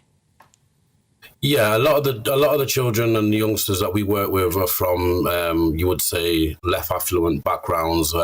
Parents don't have the funds and the means to get them things that other children get. So they're easy targets, really. And like I say, the youngsters that we work through come from backgrounds that are not necessarily your homes that are well provided for, so they want to have the other things that they see youngsters like themselves having, and the gangs are using that as an excuse or an easy way in to target these youngsters and say, look, we can give you the things that that you might not necessarily be able to afford. Yeah, and it is an easy way in, Mark, isn't it? I mean, we all may raise our eyes at this and tut and whatever, and there you see the police, they have to deal with the consequences of all of this, and communities have got to deal with the consequences.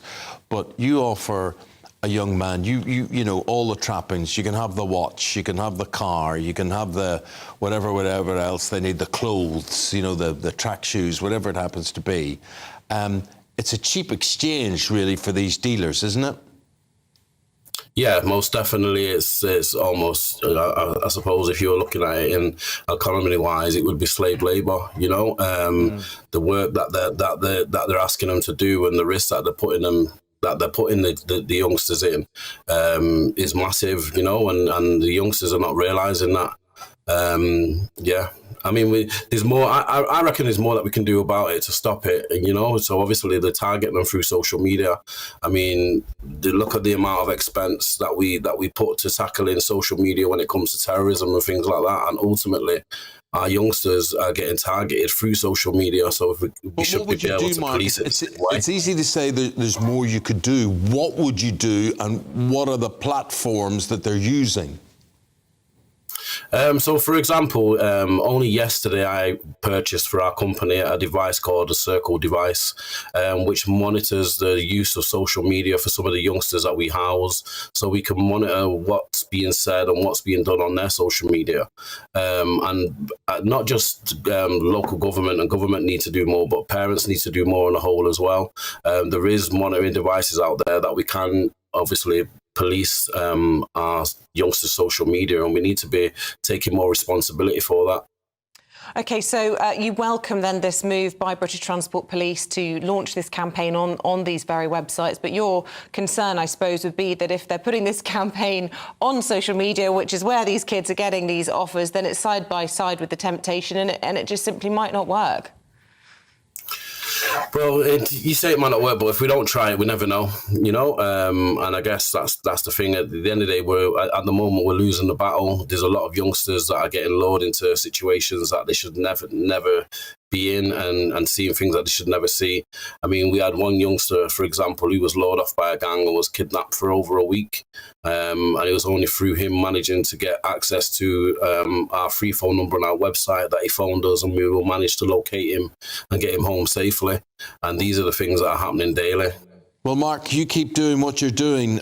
You've been there, you've done it, you've got the T-shirt quite literally on all of this, and Mark is highlighting how young men, all under 20 years of age, are being lured into a life of crime by being mules, really, for these drug runners around the country. Mark, got to leave it there. Thank you very much indeed. Thank you. Thank you. Do stay with us. We're going to be asking if parents should pay and potentially lose their benefits when their children bunk off school. We'll be finding out with David Mellor and Scarlett Maguire in the paper review.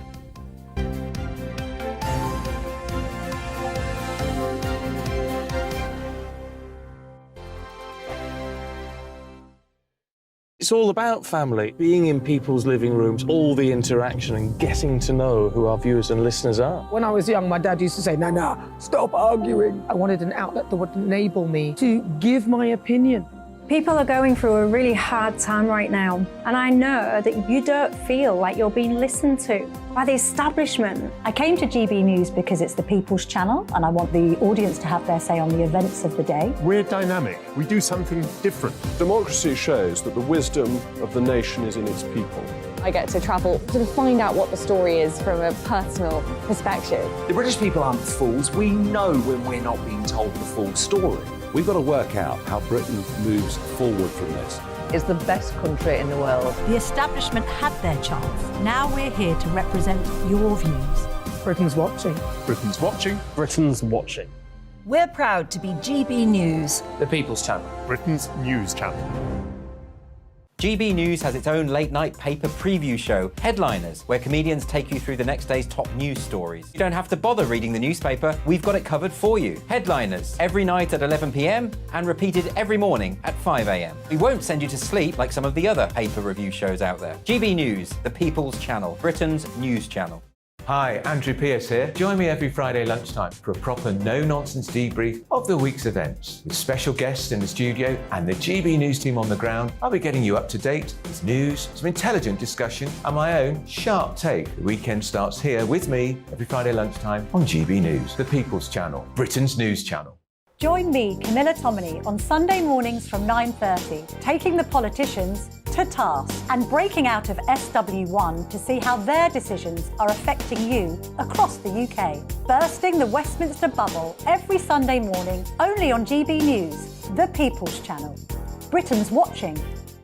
You've probably seen politicians interviewed 1,000 times, but we do it differently. We find out who they really are, we don't shout, we chat, and hopefully we bring a bit of light, not just heat. Did you know Kate Moss? Apparently.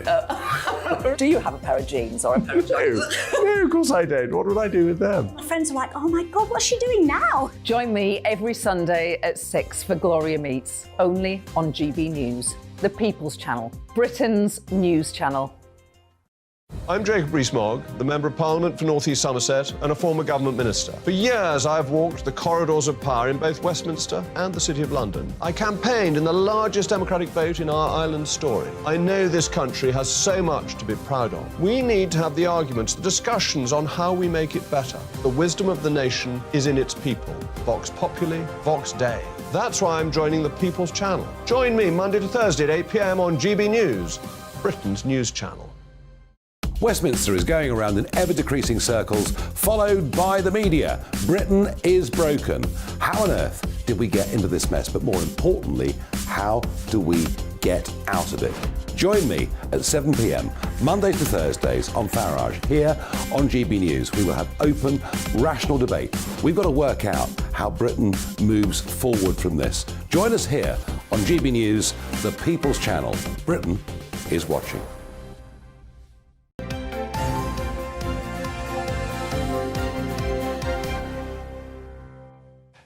David and Scarlett with your newspapers this morning.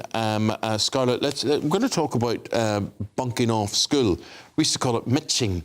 Mitching? Mitching, yeah. What? What do you call it? Skiving. Skiving? Yeah. Well, bunking, OK. Scarlett? Things I learned coming on Did this everybody do it, by the way? Has anyone here ever skived off school?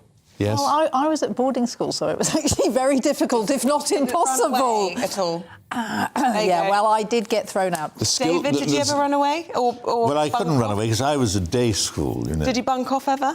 Oh, yes, of course. Good. Because I tell you something, I used to get on a train and go 10 miles, walk 2 miles up the road to school, and having already walked 1.5 miles to get to the station, there and back every day, all winds and weathers, and I feel virtuous. Well, that was my way of bunking off. I'd catch the train and get off at the wrong stop, and then I'd catch the train back. So I'd just turn up late. I only did it twice. That's about well, the real skill and the art at my school was to report, get in, be marked on the roll, and then find a way of getting out the school gate or the back door or whatever it is. Not that we're endorsing this, by the way, because it is a big problem. Post-pandemic, actually, lots of kids have not returned to the classroom. Precisely. But what is the story, Scarlett? This is not about the odd bit of bunking off. This is about seriously not going back to school.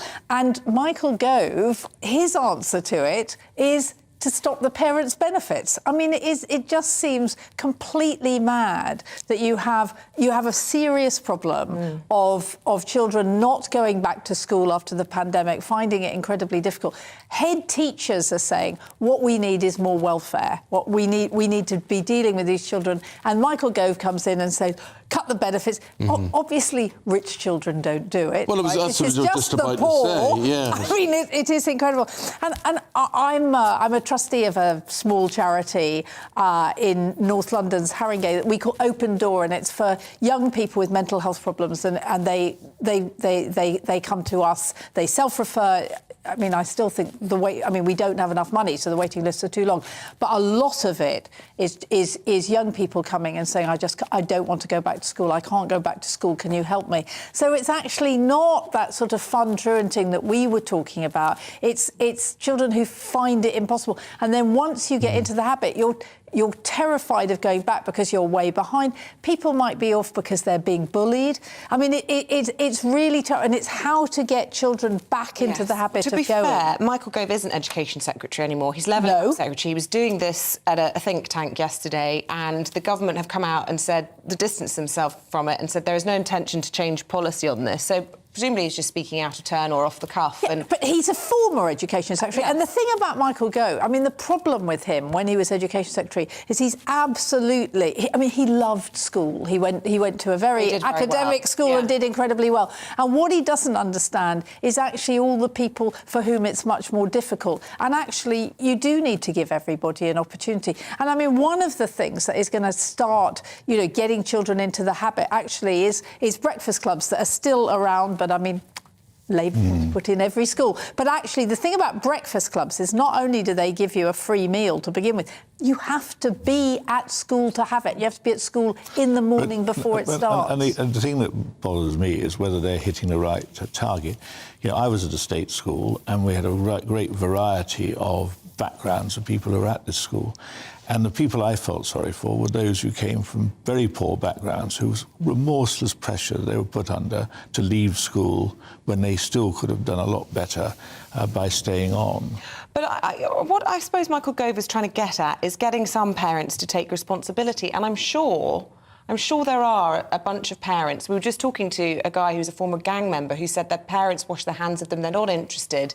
If you say to them, look, if you don't get your child and take some responsibility for getting your child into school, then there will be consequences.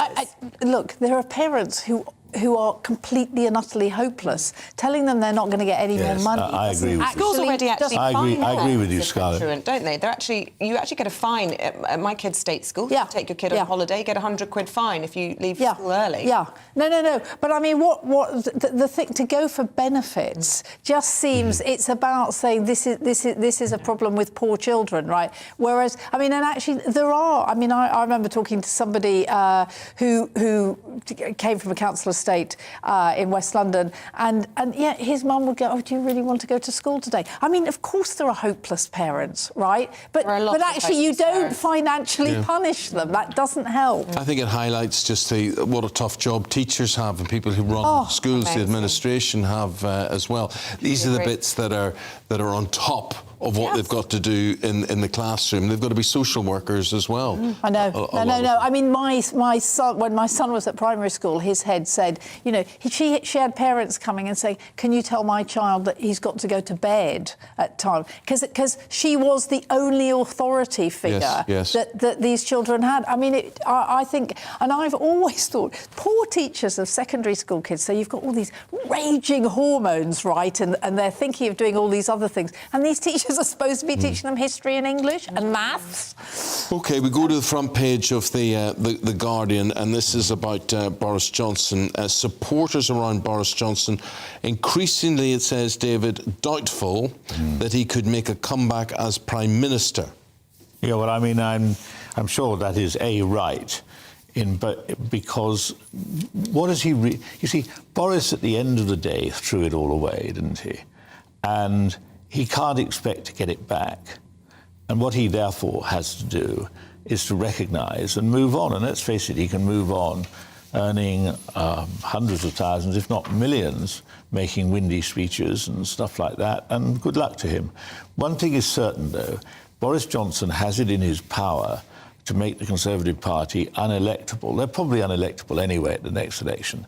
But if he is there, seen as the king over the water, it makes it impossible for his successor to actually, or successor but one, to actually achieve a credible case for the Conservatives, and that's really quite serious. Jacob Rees-Mogg said on our programme on Monday that Boris Johnson remains the single most influential politician in this country. And I think the fact that The Guardian are still leading on stories about Boris Johnson, about the fact he hasn't had anything to say about the Windsor Framework. I mean, it's headline news when he speaks, when he doesn't speak. Perhaps Jacob Rees-Mogg has a point. Yeah, no, I think he's right. I mean, I think that everybody's been waiting to see whether Boris Johnson would try and get rid of this deal, because he said, I want, you know, the dreadful bill that was supposed to be going through the Lords saying we can do whatever we want.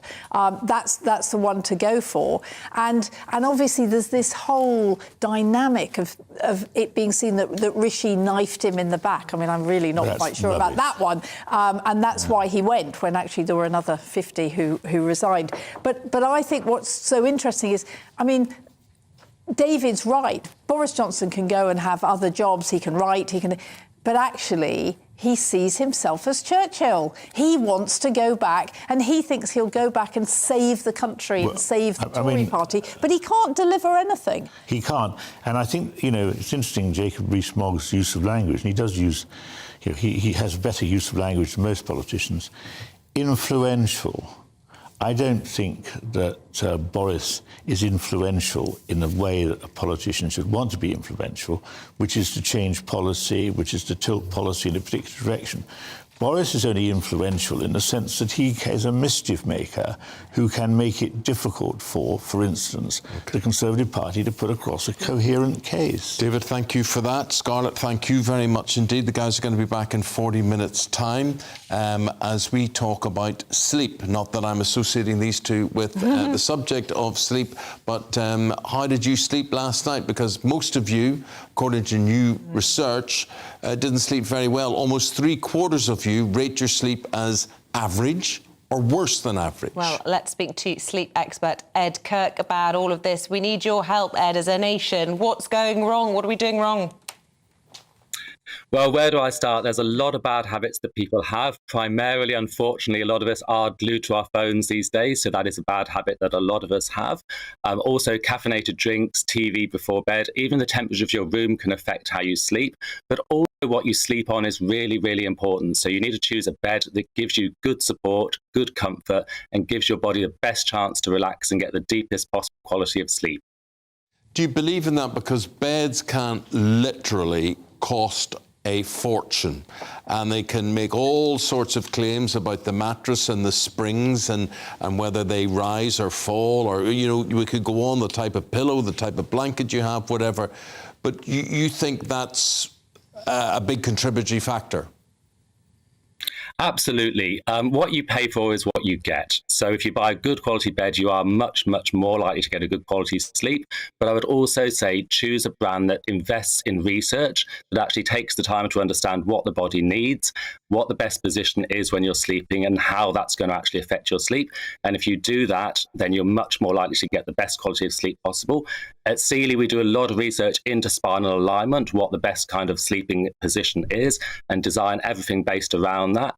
And that is a really research-led approach which will help you get a better quality of sleep. Right then, what is the best position to sleep in? So it all comes down to sort of your natural standing posture. So if you're just stood nice and relaxed, no kind of tension in the front, no tension in the lower back, that's exactly what we want to recreate when we're lying horizontally. Obviously, gravity takes over, and unfortunately, a few of us do carry a few additional pounds around the middle part of the body. So what we need is a support system that really pushes back against that heavier part, straightens out the spinal alignment, relaxes the muscles, getting you to sleep quicker, but then allowing you to stay in that deeper state of sleep for a much longer period of time. Goodness me. I know there's certain mattresses that conform to your shape and help with all of that you're talking about. But Ed, could I ask you, nightwear or naked?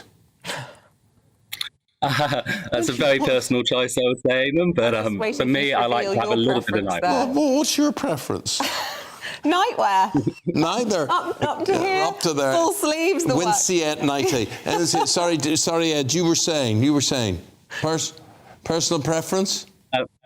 Personal preference is to have some nightwear on, to be honest with you, Eamonn. I'm not going to be bold enough to say anything else. What I'm getting at is that what you wear would be related to your temperature, and your temperature, I don't know if being warm is good for you or being colder is good for your sleep. Well, when we do sleep, our body temperature actually drops, so it is good to be slightly cooler. So I'd say if you are going to wear the nightwear, choose something that's a natural fibre that helps your body breathe, doesn't make you too hot, and that will then again help support your sleep cycle throughout the course of the night. What about slathering your whole body in magnesium cream? Which is what I do, Ed. So I'm not sure if it works or not. You can get a pump and a cream and you can put it all over your eyes. It's better if you can get someone to put it on you. But I usually have to do it myself, and I slather it on my thighs and on my midriff and on my like chest. Yeah, just like that. I believe it works. Does it work? His face. I'm going to say, if you believe it works, Eamonn, if it's working for you, you should continue to do that. Sounds like a fun nighttime ritual for you. What about some of the suggestions we've had from our lovely viewers and listeners? Tom in Tottenham says, I have over the years had trouble sleeping, but now I find a small glass of Irish stout of an evening sets me up for a good night's sleep. Yeah, alcohol, though, can affect your sleep cycle as well. So I would say try and stay off the alcohol before bed. It can make you wake up. Although it can help you get to sleep initially, it can make you then wake up during the course of the night. And it's difficult then to get back into that sort of deeper state of sleep. Yeah, going to the loo wakes you up at night, obviously, as well. We've only got about 20 seconds left, but generally eating and drinking late, good or bad for getting you under? Definitely stay hydrated, but avoid any caffeinated or alcoholic drinks. And I would say definitely with food, try and finish that a couple of hours before bedtime, and that will definitely help you get a better sleep. There we go. Thank you very much indeed. Thank you, Ed. Ed Kirk Thank is you a so much sleep... for being here. Not at all. Thank you very much indeed. Ed's a sleep expert. We'll not be putting you to sleep. We have got big stories all morning. Leaked messages that allege that the former Health Secretary, Matt Hancock, rejected the Chief Medical Officer's advice on testing in care homes. First, though, here's your forecast with Aidan McGivern. Hello, very good morning to you. I'm Aidan McGivern. A touch of frost and some bright skies out there for some of us this morning.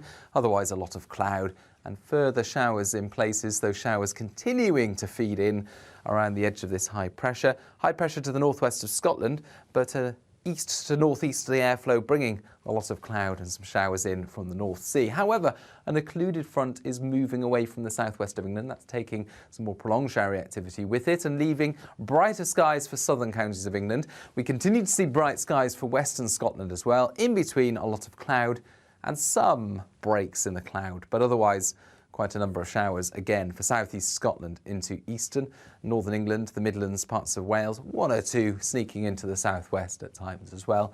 And temperatures at 7 to 10 Celsius, but feeling more like 3 or 4 on the North Sea coast, given that breeze. Into the evening, we'll see further showers tumble in on that northeasterly breeze. Again, a lot of cloud in the sky, but the most likely areas for cloud breaks will continue to be the south of England, northern and western Scotland, where there'll be a frost by dawn. But where we've got the cloud cover, of course, temperatures will stay at 3, 4 or 5 Celsius. Further showers for southeast Scotland, as well as parts of central and northern England. But actually, Thursday on the whole is looking like a drier day compared with recent days, and better chance of some breaks developing in the cloud, especially once again for southern parts of the UK, the north and northwest of Scotland, and some western fringes as well. I suspect northern and eastern England will be most likely keeping the cloud. But temperatures on the whole very similar compared with the week so far, 7, 8, 9 Celsius. Friday, Saturday, some sunny spells coming through from time to time. Not too many showers about, but by the end of Saturday, much colder air in the far north.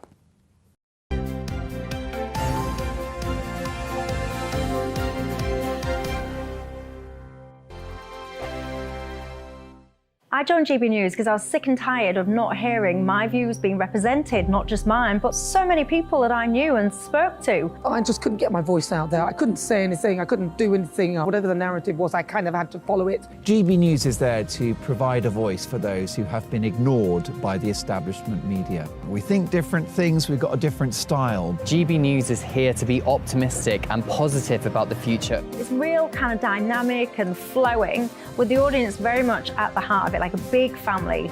Here at GB News, we talk about the things that matter to you. Hearing the voices from right across our towns and cities, especially our towns. All sides of the argument represented with a heavy dose of opinion. We're on a mission here to make a difference. And the GB News family really is here for you, and whatever time of day you can watch or listen. Britain's watching. Britain's watching.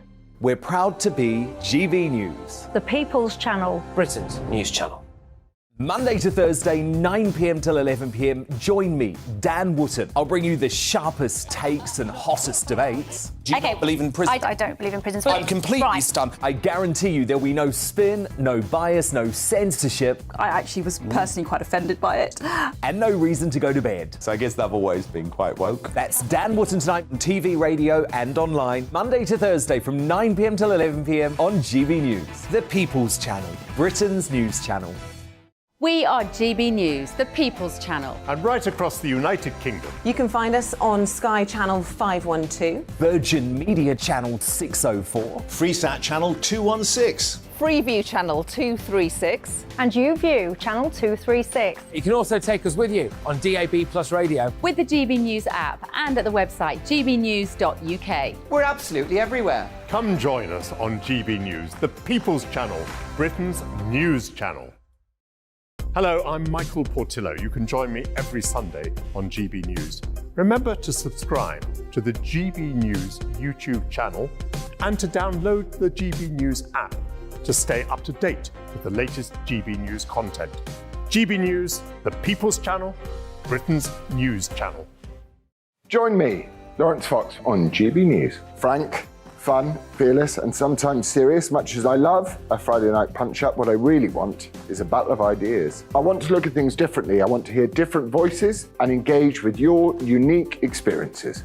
Every Friday at 7 p.m. on GB News. Hello, I'm Esther McVeigh. And I'm Philip Davis. Whether you're watching or listening on TV, online or on radio, we handpick the latest stories, debates and expert opinions for your weekend. So whether that's politics, news or showbiz, we've got it covered. Join us every Saturday morning at 10 o'clock on GB News. I'm Mark White. As GB News Home and Security Editor, I cover those key issues that are so important to you. Our authorities, our communities doing all they can to combat violent crime. With the public services under unbearable strain, why are we still failing to control our borders? Defence, the first priority of any government, has been continually hollowed out. Can we trust our politicians to protect the armed forces? Join me, Mark White, on GB News.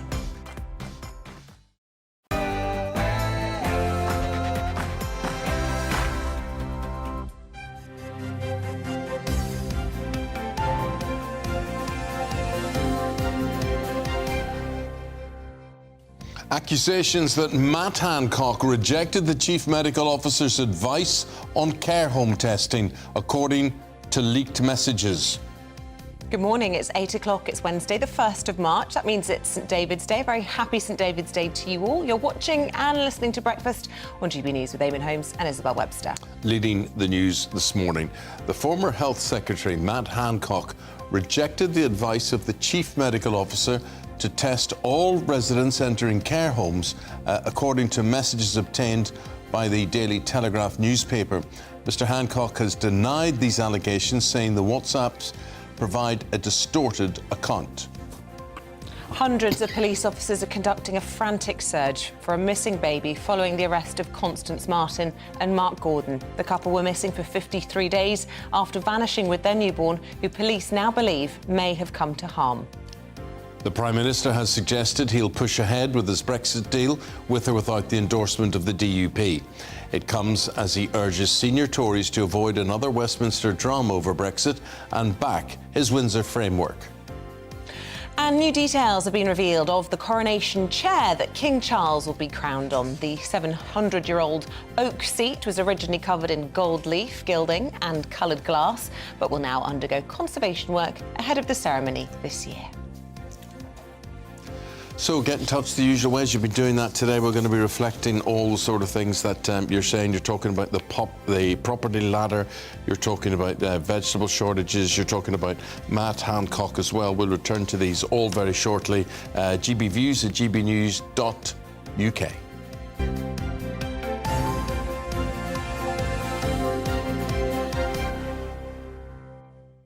So it is our top story this morning. Leaked messages have suggested that the Health Secretary, Matt Hancock, rejected the advice of the Chief Medical Officer to test all residents entering care homes.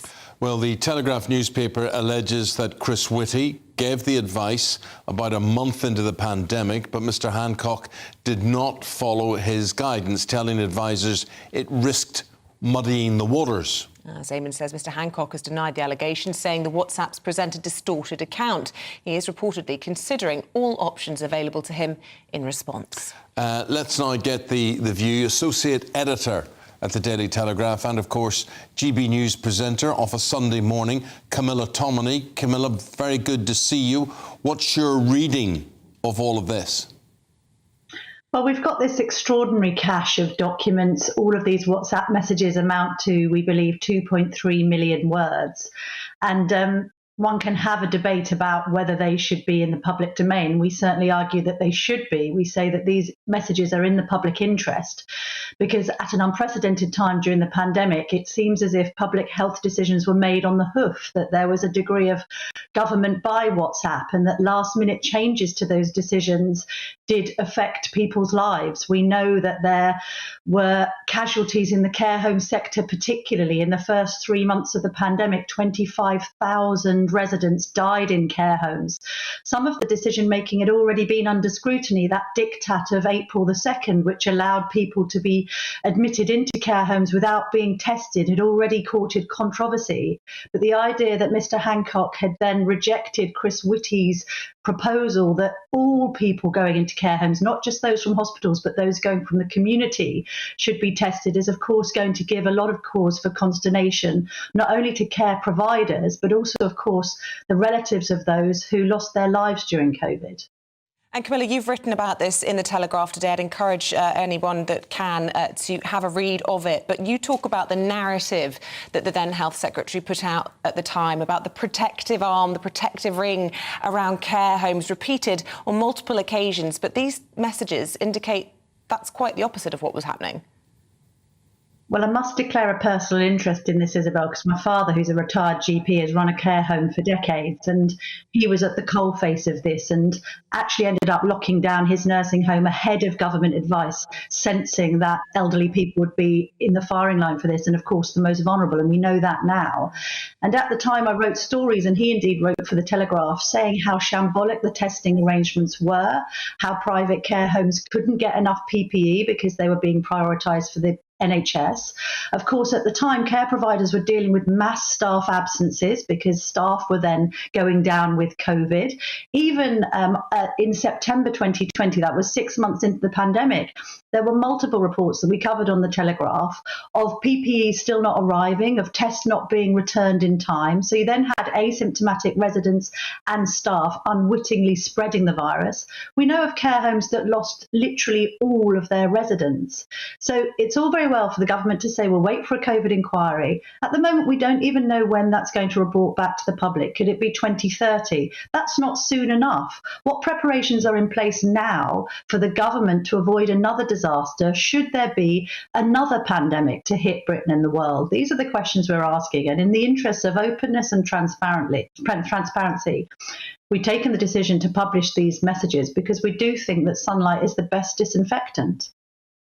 Well, Matt Hancock, a source close to him, has reportedly said he felt that the correct place would have been the inquiry for proper analysis of these messages, not a partial, agenda-driven leak of confidential documents. But as you say, the paper very much taking the decision that on the balance of probabilities, this is very much in the public interest. Well, we also know that there will have been other conversations taking place. And we stress in the copy, look, this was one dialogue. But what happened was, because of the rapidly changing nature of what was happening in the pandemic, and I think the public have got sympathy for that the government were placed in an extraordinary situation of not really having dealt with this before, although there was pre-pandemic planning that seemed to go out the window pretty quickly. Mr. Hancock decided to set up these groups to expedite decision making. But our argument is, yes, but that decision making now deserves proper scrutiny. You know, an inquiry isn't going to be comprehensive if it doesn't include all of these messages. And justice delayed is justice denied. You know, there's a sense that this COVID inquiry is going to be a bit like the Bloody Sunday inquiry, go on for years and years and years, when the people who lost loved ones in COVID and the people who were denied access to their funerals and the people who had to look on while people were dying in hospital and they were back at home and weren't able to hold their hands actually need a more immediate answer to some of their questions than an inquiry that's going to take decades will allow. What's the answer for Matt Hancock? He's tried this reinvention of himself, obviously looking to get back into the civilian world after the next general election, making himself a TV personality or whatever. What effect do you think this will have on that aspiration? Well, I think there are mixed opinions about the wisdom of Matt Hancock writing books and appearing on I'm a Celebrity before this inquiry has got underway. This is not anything personal about Matt Hancock, and I think, again, the public can recognise that this politician had a very, very difficult job to do in unprecedented circumstances. So that's fine, but what we're saying is the public has a right to know how these decisions were made that affected their lives and the lives of their loved ones. You know, we're focusing on care homes today, but of course there's a lot of other decisions that were made that potentially compromise the educational life chances of a whole generation of children, and other decisions that were made that closed down people's businesses and has adversely affected this economy for months now. OK, listen, really good to get your perspective on all of this. Camilla Tominey, Associate Editor of The Telegraph and, of course, the host of a fantastic show on a Sunday morning. Thank you, Camilla, very much. I just want to reiterate the legal elements that have come from Matt Hancock's team overnight. He said that critical information has been left out. Matt Hancock was supportive of Chris Whitty's advice. He held a meeting on the deliverability of his suggestions and he told it wasn't deliverable, and he insisted on testing all those who came from hospitals. He said the Telegraph have been informed that their headline is wrong, and Matt is now considering all options available to him. Our political correspondent Tom Harwood with his take on things. Bombshell stuff, this.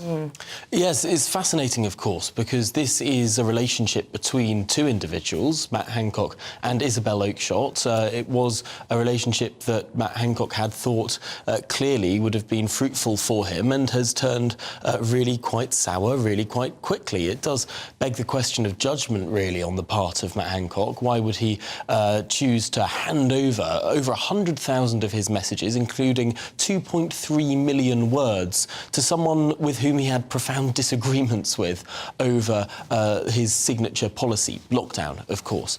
But looking at the detail of these messages and what has so far been published in the Telegraph, it's clear there is going to be a war of words that will rumble on. We've heard already this morning Matt Hancock becoming more strident in his denials when it comes to what the Telegraph has actually published. He has used the word doctored for one or two of these messages, saying that key information has been left out. Now, no doubt there will be a back and forth between those people around Matt Hancock and the people around Isabel Oakeshott in terms of who is right here. But what Matt Hancock says about some of these messages with regards to care home testing is that a crucial line from Alan Nixon, a special advisor at the time, who was saying, I understand that you want to only test those going from hospitals rather than the general community.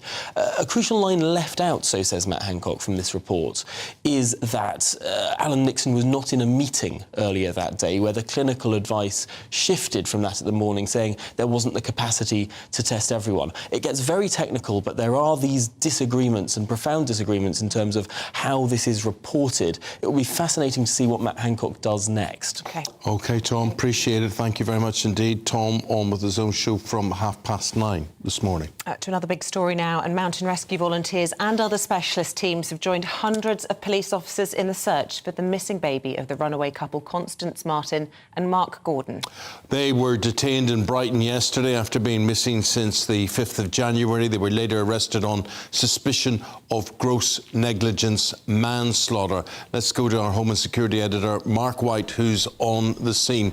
Still no sign of the child, Mark.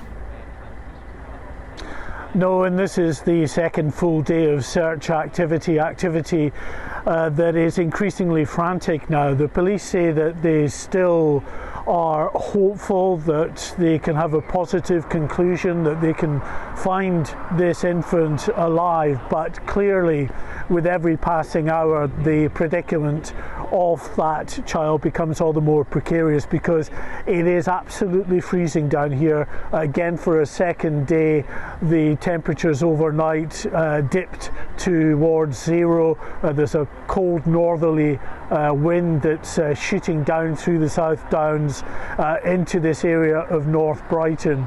And the search itself is covering a very significant area, some 91 square miles, 7 miles by 13 miles is the search area. The police who were here en masse yesterday, of course, are back again, hundreds of officers. Today, though, they are being supplemented by volunteers, mountain rescue teams.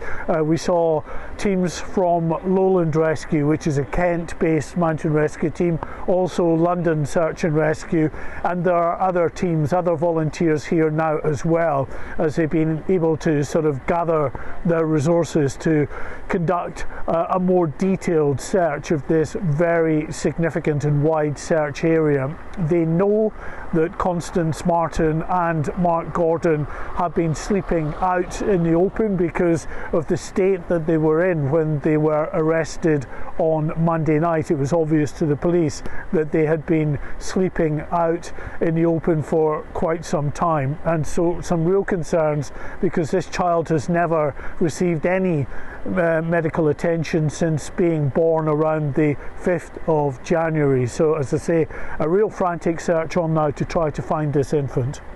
It doesn't look good. I mean, a lot of people who are getting in touch with us today, Mark, they just find it incomprehensible that these parents would not be cooperating with police to say where the child was, to give them some indication where the child was. People hope the child is with in the care of someone else, but there's a lot of frustration. I'm sure there's frustration from the police that they don't just say where the child is.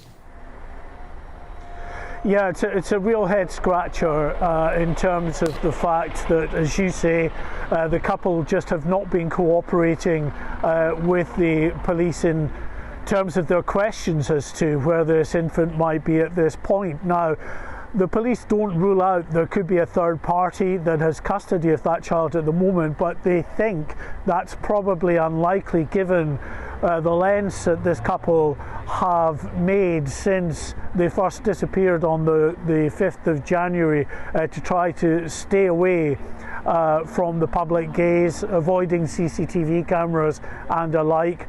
So they think it's unlikely that they'll have met up with the third party who has custody of this child, and that just makes it clearly all the more concerning and all the more urgent to try to find where this couple may have been staying in the hope that they can reach that baby. Mark White, thank you very much indeed. Keep us posted. 8:15 is the time. Let's bring you up to date with the rest of today's top stories. And the Energy Secretary says suppliers must be ready to pass on cuts to consumers.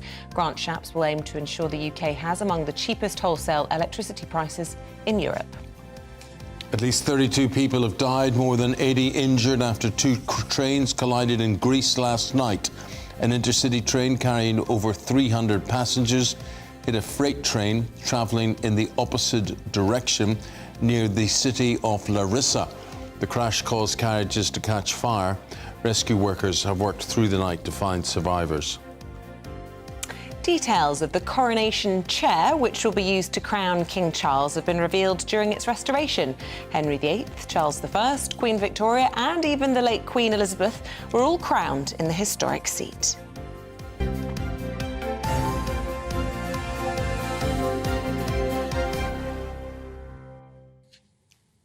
Supermarkets across the country are placing limits on buying certain fruit and vegetables as supply shortages lead to more and more empty shelves. Why? Well, reasons range from Brexit to bad weather, depending on who you ask. And we just thought, well, who better to ask than the boss of one of our largest supermarket chains, Iceland. Richard Walker who joins us now. Richard, good to see you. Good morning. Good morning. Nice to see you too. We have a number of things to talk about, most importantly about why you want to tackle young onset dementia and why you want to climb Mount Everest. But before we do all that, there's a mountain to climb as regards getting the fruit and veg you want in your local supermarket. How are you faring at Iceland? We're okay. I mean, I couldn't sit here and say we're in a much better position in terms of our fresh produce offer than the competition. It's a struggle for everyone. However, as you know, we focus on frozen, and sales of our frozen veg are up 25%. Fresh veg is a much smaller category for us, and therefore it's a much smaller problem for us than everyone else. But it is undoubtedly an issue. And all I'd urge is for customers to bear with us. We will get through this. It will just take 2 or 3 weeks to sort it. And like you referred to, there's been a range of culprits named. But ultimately, this is about the weather in Morocco, in Spain, and there's not really much that I or any of my competitors or the government can do about that. It's interesting, actually. I mean, you say it is a problem, but actually, are you possibly making money out of this because people know that they can come to you for frozen goods, and if there's a shortage in other supermarkets of the fresh product, they can come to you, and as you say, sales are up at the frozen department? Yeah, sales are up, but then we're obviously losing sales on some of the fresh produce that we do sell. But we are seeing a wider trend, which actually has been started since lockdown began, of people switching to frozen for a whole variety of reasons. Unfortunately, for me, you can't freeze a cucumber or lettuce or a tomato, so we're only insulated from it a certain amount. You can freeze a cucumber in an ice cube to go in a gin and tonic. Oh, well, a bit of flavour. You could sell those. That's actually a very good point. Yeah, you could sell those. You just taught me something about frozen food. Who knew? Just last question on this. But for instance, I have recently bought a burger in Burger King, massive big slice of tomato in it, a sandwich from Subway, tomatoes, no problem, loads of them there. Restaurants, haven't been refused tomato in any restaurants that have gone to. Is this a supermarket problem? Is it the way the supermarkets present things and maybe skew the market as opposed to everyone else? Yeah, it's probably the volumes that we require. We require large volumes of whole tomatoes, for example, whereas the catering trade and the on-trade, as you referred to, they will have pre-sliced maybe and a much lower requirement overall. But it does affect everyone, but it is disproportionately affecting supermarkets. And as the photos showed, when people can't buy one thing of tomatoes, they might panic and buy something else. Onions, not even related, but then that causes a run on onions. So we've started to see a sort of cannibalisation effect across the whole category, which is the problem. Right. What about the prices that people are paying in the shops? We were talking a little bit earlier to a professor of economics at King's College London. We were talking about shop price inflation. I mean, it's extraordinary levels, and I'm sure even at Iceland that's the case. It's really difficult for people at the moment. Can people get bargains still at your supermarket? Yeah, it is really difficult. And, inevitably there is some price inflation at shelf. The figures out yesterday were 17%. That's the unfortunate reality. But of course, we're working day and night to keep prices as low as possible. We've committed to holding the price of many of our £1 lines, because that's an absolute core staple that many of our customers who are really struggling to make ends meet rely on, quite frankly. And we're offering kind of promotions and deals, discounts for people over the age of 60 on a Tuesday. We're even giving interest-free microloans, which we talked about before, to customers to help them buy food. So, there's a lot of different things that we're trying to do, but inflation is in the system. Unfortunately, we can't swallow all of that ourselves. Yeah, well, obviously in your professional life, you've got mountains to climb.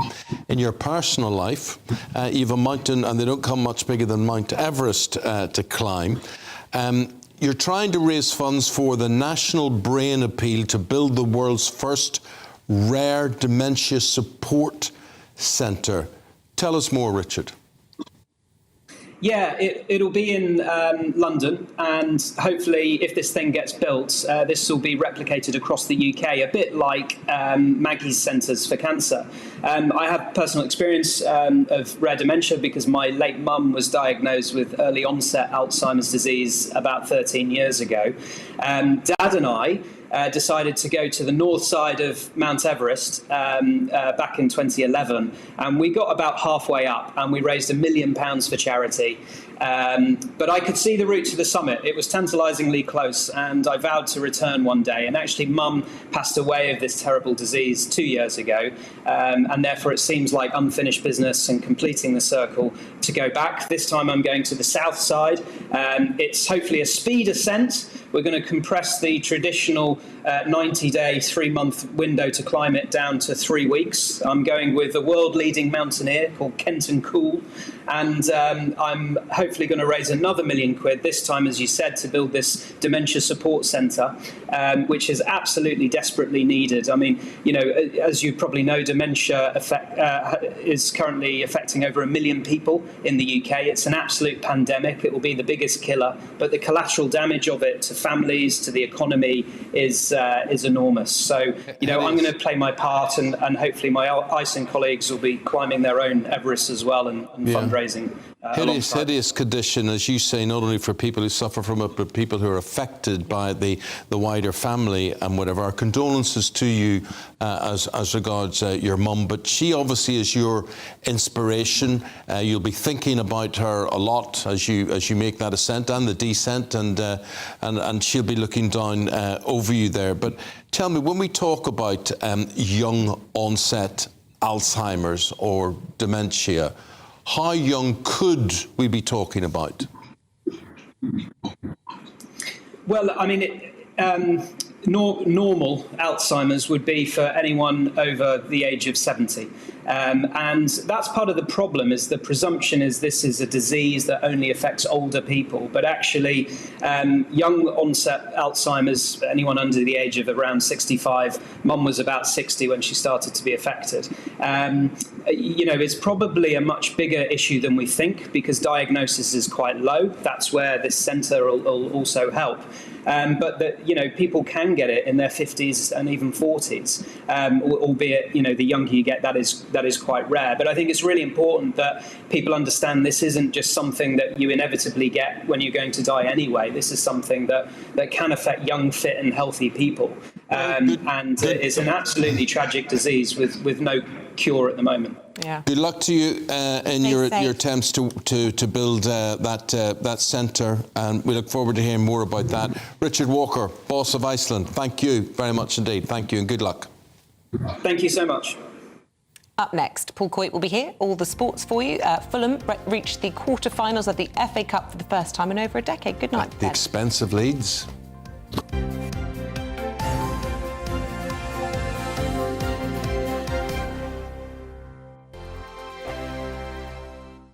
First and foremost, I am a GB News fan, and I was before I was working here. Just love the fact that we're asking the questions that a lot of establishment media won't ask. With a bit of a twist, we not only want to inform you, but we want to keep you entertained. It's worth the drive because you get in and the team's all ready and waiting, they're itching to go, and it's a proper little family. GB News is the People's Channel. It's the audience that makes the programme sing. We're giving our viewers and our listeners a voice. I see the thousands of your letters, tweets, emails, you name it, coming in. Britain is broken. How on earth did we get into this mess? But more importantly, how do we get out of it? The establishment had their chance. Now we're here to represent you. It's time for something different. It's time for GB News. I'm very patriotic. I believe in Britain. Our best days lie ahead. Britain's watching. Britain's watching. Join us here on GB News. The People's Channel. Britain's news channel. I'm Andrew Doyle. Join me at 7 o'clock every Sunday night for Free Speech Nation, the show where I tackle the week's biggest stories in politics and current affairs with the help of my 2 comedian panellists and a variety of special guests. Free Speech Nation, Sunday nights from 7 on GB News, the People's Channel, Britain's news channel. Here on GB News Live, we'll be keeping you in the picture, finding out what's happening across the country and finding out why it matters to you. We'll have the facts fast with our team of reporters and specialist correspondents. Wherever it's happening, we'll be there from 12 noon on TV, radio and online. GB News, the People's Channel, Britain's news channel. I'm Michael Portillo. Join me on GB News on a Sunday morning for topical discussion, debate, arts and culture, and sometimes even ethical dilemmas. I don't always agree with you, Michael. Michael Portillo, Sundays on GB News, the People's Channel, Britain's news channel. Hello, I'm Michelle Dewberry, and you can join me every weekday 6 till 7 on Jubes and Kerr. You're an inspiration to us all. Clip that bit off. Well, you are. That's my ringtone. My political ambitions those days are gone, I can tell you. She's only teasing. Go on. He's probably going to want to lay down now. I'll give him 2 minutes to have one. Let's respectfully disagree. That's what we like on Jubes and Kerr. Come and join us. GB News, the People's Channel. Michelle Dewberry, weekday evenings at 6 o'clock. I'm Simon Evans. Join me on GB News for Headliners at 11 p.m. What's the scoop? I'll be joined by 2 of the country's top comedians. That's right. As we take a look at tomorrow's newspapers tonight. We're going to get into trouble. If it's a big story, we'll be covering it. Spill some tea on him. There we go. But we'll also have some fun. I wouldn't stick up a bank. My father didn't love me. So anyway. Headliners every night from 11 on GB News, the People's Channel, Britain's news channel. Join me, Nana Akue, Saturday and Sunday afternoons on GB News. Expect fiery debate and passionate discussion as me and my panel tackle some of the biggest topics hitting the headlines. It's a place for everyone's opinion. No one gets cancelled, but no one gets an easy ride. Oh, she's on it today! Be ready for conversations that are fierce, frank, and of course, fun. Every Saturday and Sunday afternoon from 4 p.m. on GB News, the People's Channel.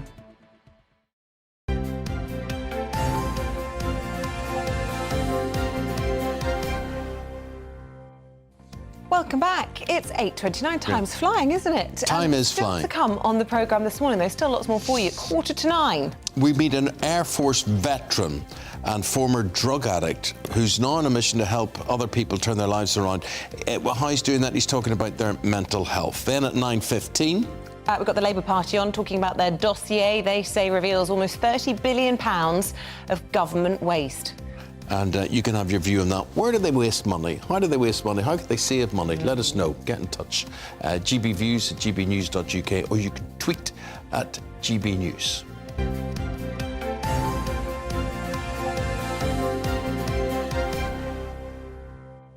Quick romp through the back pages today. Tony pleads guilty after the Brentford striker admitted to breaking FA gambling rules. He faces a lengthy ban, and that to come in before the end of the season. Let's go to the Mirror. It says, don't let this destroy your life.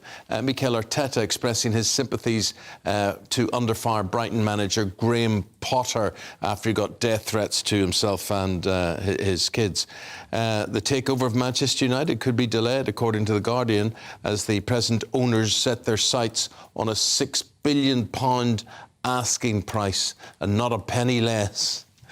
Cheap at half the price. Cheap it is now. Price is going up all the time. Now you've got that League Cup, I tell you what, the price is going through the roof. So good. And could be the FA Cup. I mean, FA, they're at home to West Ham tonight, 7:45 kickoff. Yep. Last night's results, hey, there's some good results in there for teams. There's some bad.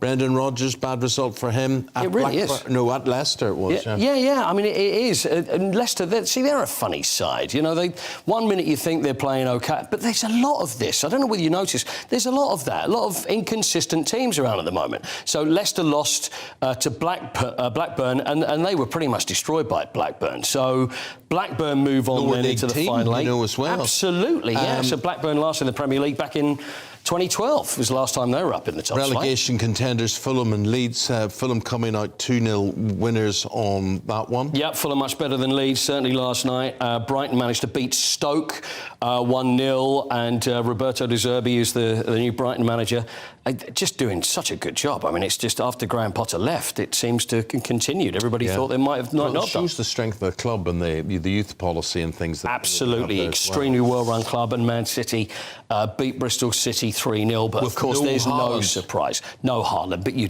shouldn't need Haaland. Phil Foden. Phil Foden said that he'd been having a difficult time through injury and the fact that he's a fantastic footballer, but he looked very good. But then again, it is Bristol City. With respect to Bristol City, shouldn't be a problem, so Man City move on.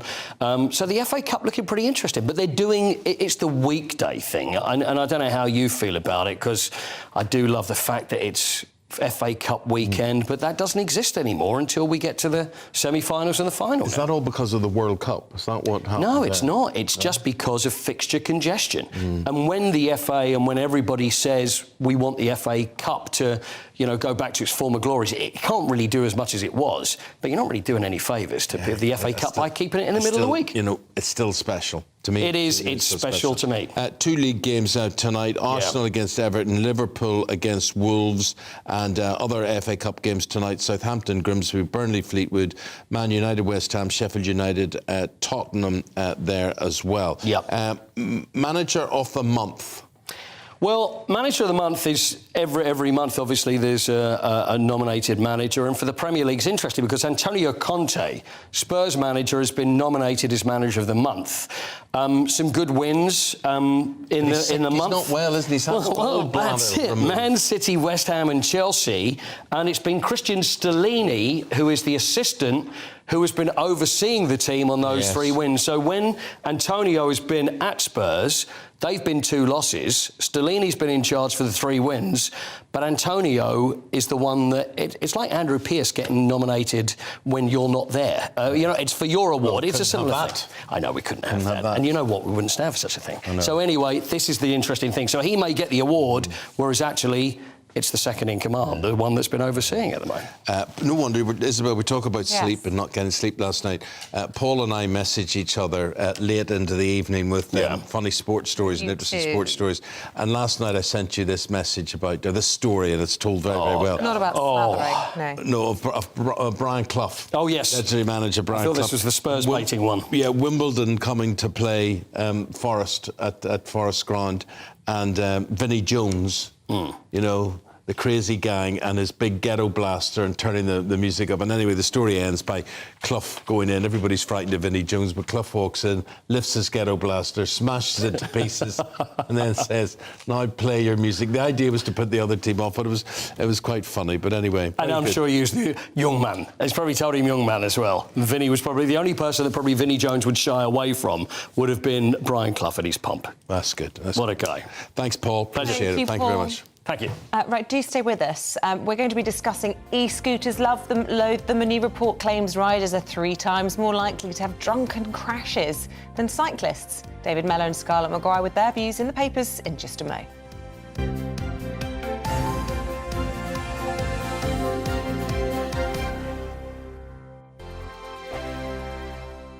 It's all about family, being in people's living rooms, all the interaction and getting to know who our viewers and listeners are. When I was young, my dad used to say, "Nana, stop arguing." I wanted an outlet that would enable me to give my opinion.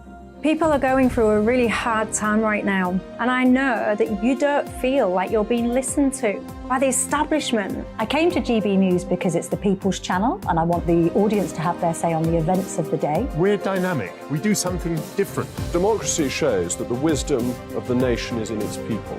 I get to travel to find out what the story is from a personal perspective. The British people aren't fools. We know when we're not being told the full story. We've got to work out how Britain moves forward from this. It's the best country in the world. The establishment had their chance. Now we're here to represent your views. Britain's watching. Britain's watching. Britain's watching. We're proud to be GB News. The People's Channel. Britain's news channel.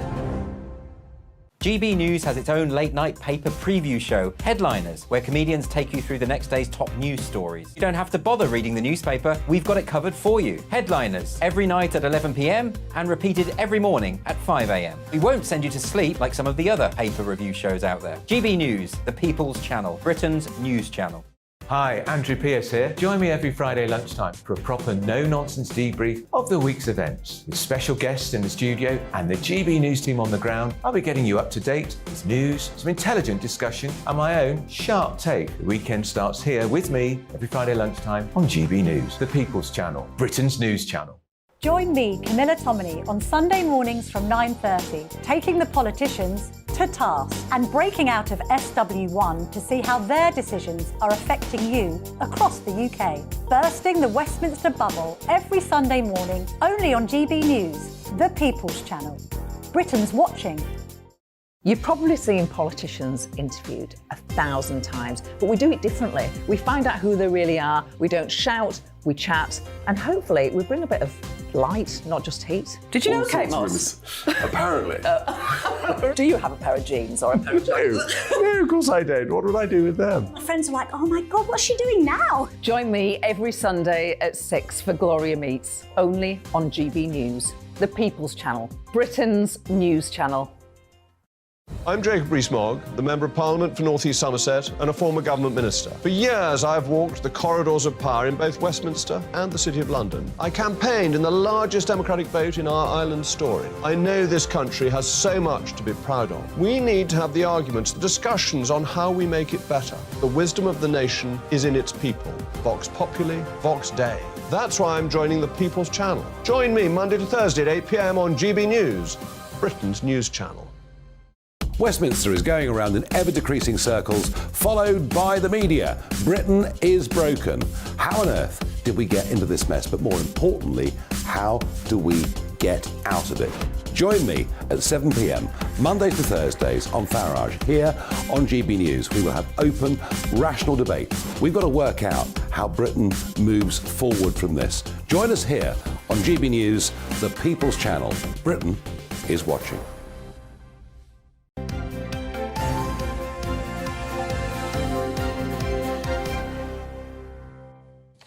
Back to the papers. It's that time of the morning again. David Miller and Scarlett Maguire. And the big story this morning, Matt Hancock, the former Health Secretary.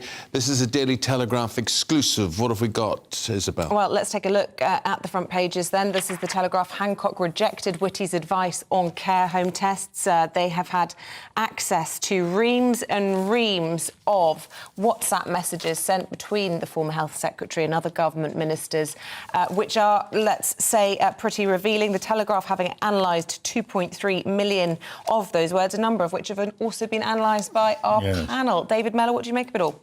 Well, it's a ridiculous decision by Hancock to give, what is it, 2.3 million words of what were previously confidential and could have remained confidential, WeChats and stuff like that, to Isabel Oakeshott, who has obviously thought it was her sacred duty to reveal it. And indeed, maybe it was. I mean, what I find sad about all of this is it's yet another terminal misjudgment by Hancock, because his reputation is going to be very seriously damaged by this. I mean, when you actually look at the sort of things that are said, Hancock was repeatedly warned that care homes were a problem. Now, there were care homes where not one of the people who were living there survived this.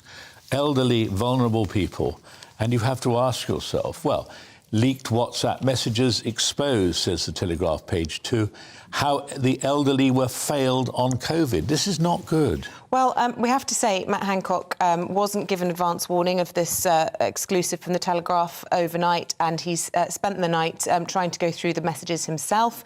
And his spokesperson has come out saying these stolen messages have been doctored.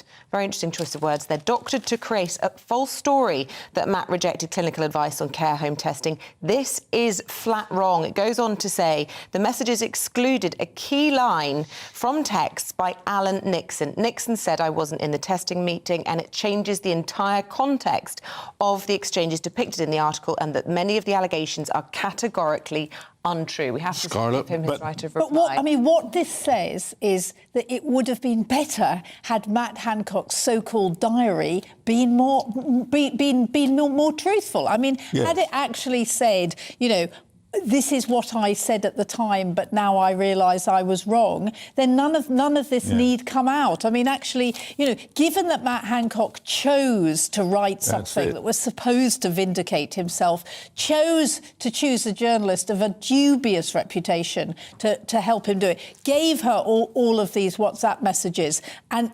then made sure that I mean, not that the book went down at all well, not that I've read it, I have to say. I certainly wouldn't have bought it.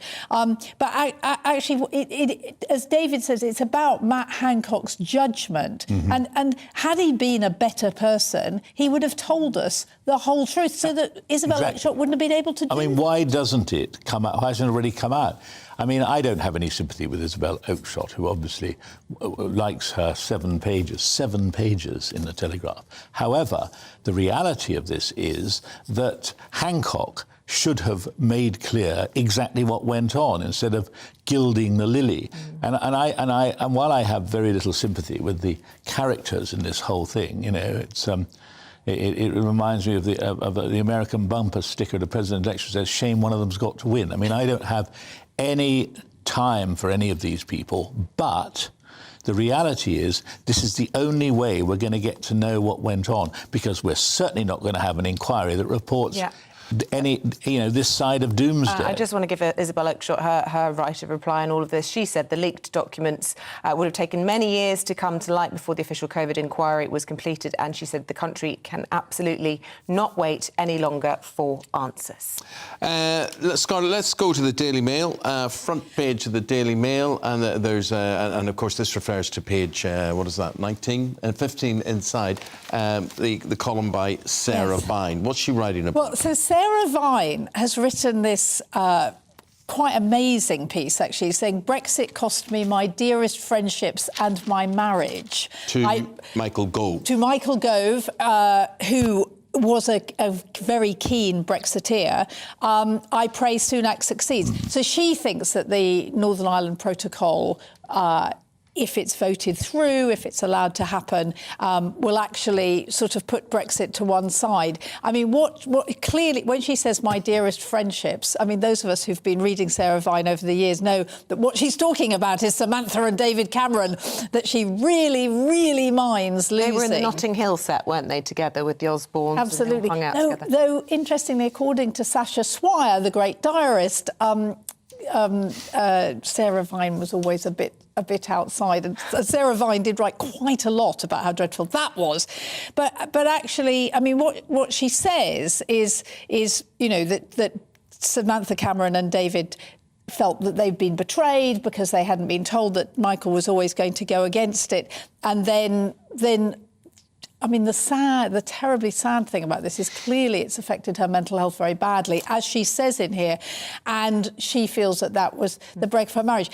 I mean, all of that is fine. What I do find difficult is, once again, she has a pop at people like me, the Remainers, saying that, we see every single blip. I mean, some of us actually thought that this Brexit thing wasn't going to work very well. And we do have to remember that the Northern Ireland Protocol still doesn't get us back to where we used to be, where we could just go backwards and forwards and everything. So, I mean, it's a very, very, one slightly feels it could be too much information. A bit raw. Very raw. And some of the assertions she makes, she's jolly lucky that the newspapers do not publish other things about her and her husband. That means that we are expected to believe it was only Brexit that caused the breakup of their marriage. There we go. But there we are. Okay. I shall honour the vows of silence people have taken on this matter. Now, when it comes to getting back and forth and around town, a lot of people do it with an e-scooter, which is a scooter, like a pedal scooter, which is electrically powered. What did we call them when we were kids? They were scooters, weren't they then? Yeah. Yes, but they weren't electric. Yeah. No, I know. Yeah, but they still call them scooters, right? Okay. I never saw the point of a scooter. A scooter was great going downhill. What was the point? Well, when you got down the hill, once you get some speed, you don't have to be doing that the whole time. But you have to get back up the hill. You have to get back up the hill. I live in a flat part of London, so my kids love a scooter, and I had never thought about the thought of they're probably very good at Belfast. I'm glad I was never tempted to get anywhere near one of them, although one has to get near them sometimes. sometimes if you walk along the pavement and some idiot is weaving his way. I knew you'd hate them. I do hate them.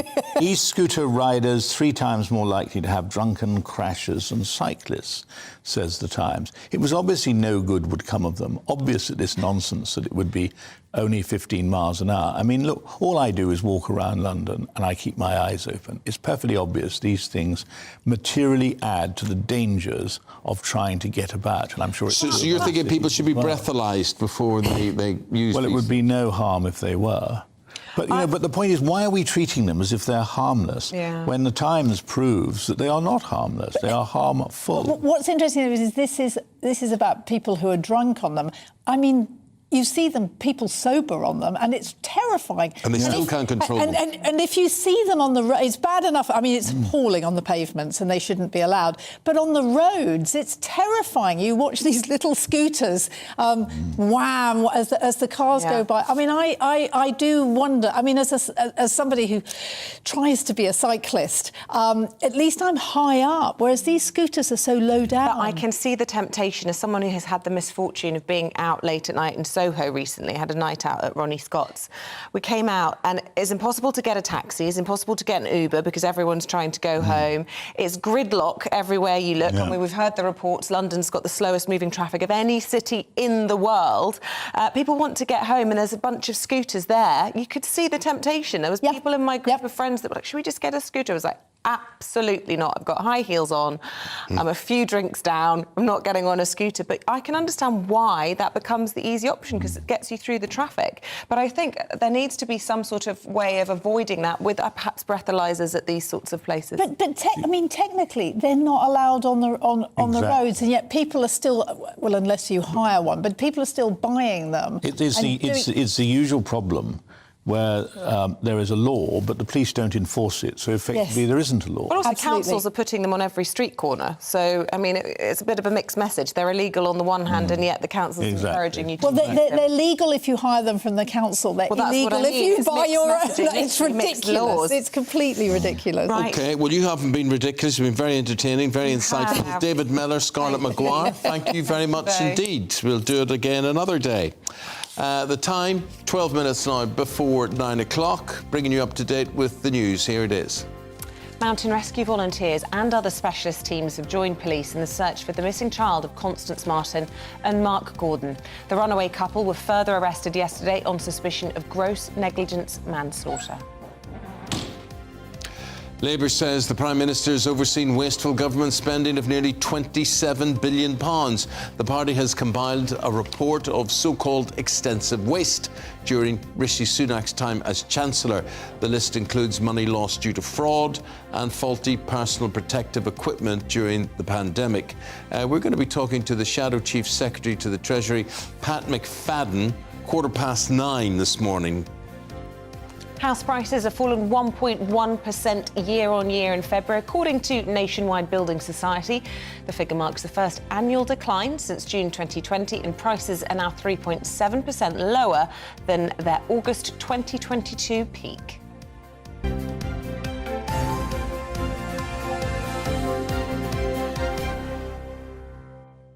In the studio now, we have a very interesting man, a very motivational man, and it wasn't always that way for him. Former Air Force veteran Ed Archer struggled to find work after being discharged from the service after 5 years, turning to drugs as a means of coping. I'm pleased to say after 5 years, Ed is now clean and has turned his attention to a men's mental health campaign called It's OK, where he's partnered up with actress Sheridan Smith and is now on a mission to get his message into local gyms. That's where he does it. He goes to gyms. Ed, very good to see you. Why gyms to get this message across? I just think it's a big misconception, especially going to the gym, especially big burly men. That's where my campaign started, like men talking about mental health. And I think people think, oh, big guys go to the gym, they're there to just pick up heavy weights, put them down again, and not really talk about stuff. And I think if we can get men, especially, to talk about their mental health, it can only change it. Especially if they look invincible in the gym, especially if they've got muscles and they're well ripped, and people would think, what's he got to worry about? I think most of the time, more often than not, it is those guys that are struggling. And it'll surprise you, there's lots of people in the gym I go to in Basildon, and yeah, it's the biggest guys, they come to me and go, you've got a mental health campaign. I've really struggled in the last however long, and it baffles me. There's a huge number of people like you with forces backgrounds who have this transition back into civvy life and very often find it difficult. Eamonn and I come into contact with these people all the time, don't we, whether it's on social media, whether it's doing interviews. When are they going to sort out that transition and make it smoother for people like you? I think you do get a certain level of support, but I think how much support can they give before... Well, what support did you get and what was the problem? For me, I think it was very new. Mental health in society was a very new thing. It was still a very taboo thing.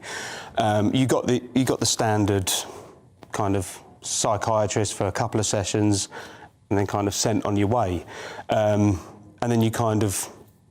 It subsides a little bit, but what was subsiding? What was the issue? Did you have a sense of belonging in the RAF, or what am I going to do now? Goodness me! Yeah, look, obviously, any veteran will tell you any military force is like a family. So if you then leave that family, you feel like a bit of an outcast. You feel a bit lost. You've got your own family, but it's not the same. And I think there's that kind of emptiness that you can't get anymore. No, totally. Listen, I'm looking at you, I'm talking, and I remember being 18 and after my A-levels leaving school and almost being bereft because, you know, for 7 years I had been there, been part of a band of brothers or whatever it was, and what's next? You're on your own. Johnny Mercer's been good on this, hasn't he? He's obviously an MP. He's now, I think, Veterans Minister, and he's pledged to try and get all ex-vets, former vets, off the streets because there's a big homelessness problem as well. Do you welcome those sorts of moves? Yeah, I've heard from a lot of, especially veterans, because they either go down two routes. You either get the guys that fall on their feet and go on to do something that they want to do, but the ones that aren't so lucky and the ones that do fall on hard times, the amount that have contacted my campaign and said, look, I'm struggling, where can I go? Right, so where do they go? I mean, it's called It's OK. We've just got 30 seconds or so left here. So who are you looking for? How do they get in touch with you? What can you do for them? Well, our campaign is on every social media, from Instagram, Facebook and Twitter.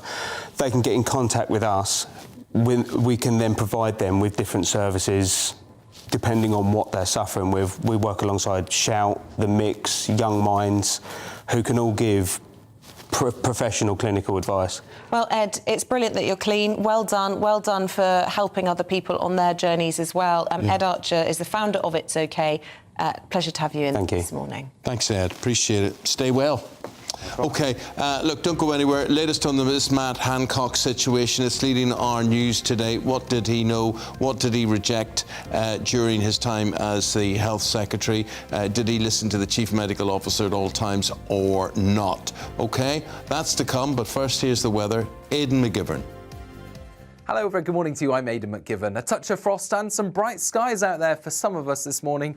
Otherwise, a lot of cloud and further showers in places, those showers continuing to feed in around the edge of this high pressure. High pressure to the northwest of Scotland, but east to northeasterly airflow bringing a lot of cloud and some showers in from the North Sea. However, an occluded front is moving away from the southwest of England. That's taking some more prolonged showery activity with it and leaving brighter skies for southern counties of England. We continue to see bright skies for western Scotland as well, in between a lot of cloud and some breaks in the cloud, but otherwise quite a number of showers again for southeast Scotland into eastern, northern England, the Midlands, parts of Wales, one or two sneaking into the southwest at times as well. And temperatures at 7 to 10 Celsius, but feeling more like 3 or 4 on the North Sea coast, given that breeze. Into the evening, we'll see further showers tumble in on that northeasterly breeze. Again, a lot of cloud in the sky, but the most likely areas for cloud breaks will continue to be the south of England, northern and western Scotland, where there'll be a frost by dawn. But where we've got the cloud cover, of course, temperatures will stay at 3, 4 or 5 Celsius. Further showers for southeast Scotland, as well as parts of central and northern England. But actually, Thursday on the whole is looking like a drier day compared with recent days. And better chance of some breaks developing in the cloud, especially once again for southern parts of the UK, the north and northwest of Scotland, and some western fringes as well. I suspect northern and eastern England will be most likely keeping the cloud. But temperatures on the whole very similar compared with the week so far, 7, 8, 9 Celsius. Friday, Saturday, some sunny spells coming through from time to time. Not too many showers about, but by the end of Saturday, much colder air in the far north.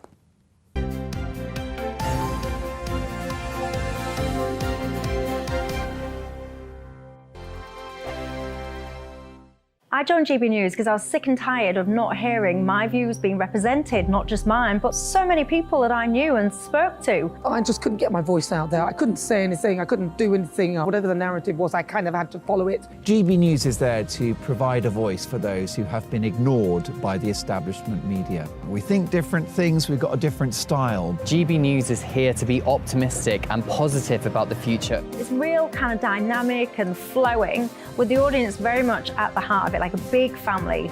Here at GB News, we talk about the things that matter to you. Hearing the voices from right across our towns and cities, especially our towns. All sides of the argument represented with a heavy dose of opinion. We're on a mission here to make a difference. And the GB News family really is here for you, and whatever time of day you can watch or listen. Britain's watching. Britain's watching. We're proud to be GB News. The People's Channel. Britain's news channel. Monday to Thursday, 9 p.m. till 11 p.m. Join me, Dan Wootton. I'll bring you the sharpest takes and hottest debates. Do you not believe in prison? I don't believe in prison. I'm completely stunned. I guarantee you there'll be no spin, no bias, no censorship. I actually was personally quite offended by it. And no reason to go to bed. So I guess they've always been quite woke. That's Dan Wootton tonight on TV, radio and online. Monday to Thursday from 9 p.m. till 11 p.m. on GB News. The People's Channel, Britain's news channel. We are GB News, the People's Channel. And right across the United Kingdom. You can find us on Sky Channel 512. Virgin Media Channel 604. Freesat Channel 216. Freeview Channel 236. And YouView Channel 236. You can also take us with you on DAB Plus Radio. With the GB News app and at the website gbnews.uk. We're absolutely everywhere. Come join us on GB News, the People's Channel, Britain's news channel. Hello, I'm Michael Portillo. You can join me every Sunday on GB News. Remember to subscribe to the GB News YouTube channel and to download the GB News app to stay up to date with the latest GB News content. GB News, the People's Channel, Britain's news channel. Join me, Lawrence Fox, on GB News. Frank, fun, fearless, and sometimes serious. Much as I love a Friday night punch-up, what I really want is a battle of ideas. I want to look at things differently. I want to hear different voices and engage with your unique experiences. Every Friday at 7 p.m. on GB News. Hello, I'm Esther McVeigh. And I'm Philip Davis. Whether you're watching or listening on TV, online or on radio, we handpick the latest stories, debates and expert opinions for your weekend. So whether that's politics, news or showbiz, we've got it covered. Join us every Saturday morning at 10 o'clock on GB News. I'm Mark White. As GB News Home and Security Editor, I cover those key issues that are so important to you. Our authorities, our communities doing all they can to combat violent crime. With the public services under unbearable strain, why are we still failing to control our borders? Defence, the first priority of any government, has been continually hollowed out. Can we trust our politicians to protect the armed forces? Join me, Mark White, on GB News.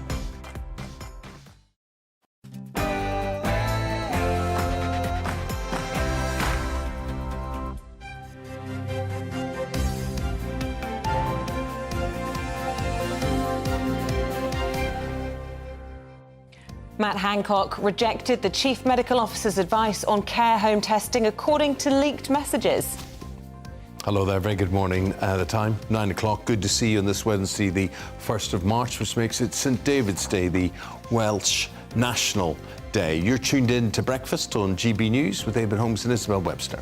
Here's what's leading the news this morning. The former Health Secretary, Matt Hancock, has rejected the advice of the Chief Medical Officer to test all residents entering care homes, according to messages obtained by the Telegraph newspaper. Mr Hancock has denied the allegations, saying the WhatsApps provide a distorted account. Hundreds of police officers are conducting a frantic search for a missing baby following the arrest of Constance Martin and Mark Gordon. The couple were missing for 53 days after vanishing with their newborn, who police now believe may have come to harm. The Prime Minister has suggested he'll push ahead with his Brexit deal with or without the endorsement of the DUP. It comes as he urges senior Tories to avoid another Westminster drama over Brexit and back his Windsor Framework. And new details have been revealed of the coronation chair or throne that King Charles will be crowned on. It's 700 years old, and it was originally covered in gold leaf and coloured glass and will undergo conservation work ahead of the ceremony, which is the first weekend in May. Saturday the 6th. So that makes it what, March, April. So they've got 8 weeks or so to get that ready. Leaving it late. Yeah. Your views, GBviews at gbnews.uk, or you can get in touch on the Twitter sphere at GBnews as well.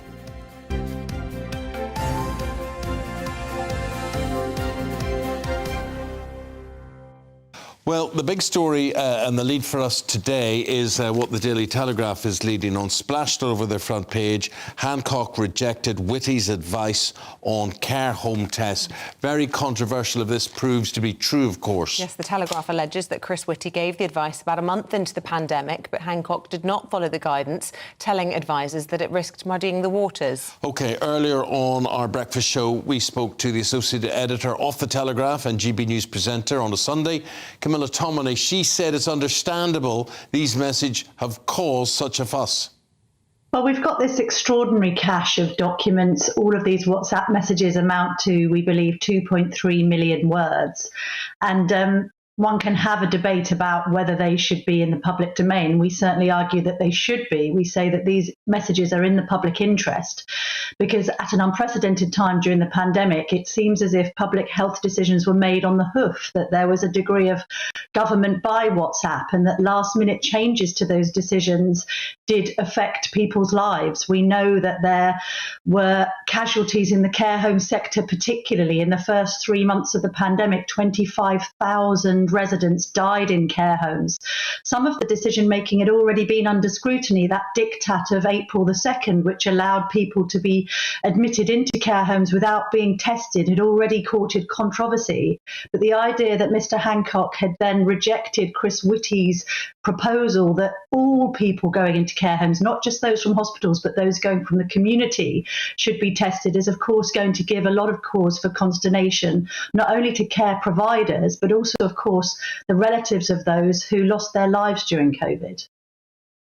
Well, a spokesperson for Matt Hancock has said the stolen messages have been doctored to create a false story. Let's speak to the assistant editor at The Spectator, Cindy Yu, for her take. We have to say Fraser Nelson, also your boss at The Spectator, has also been involved in this huge scoop for The Telegraph.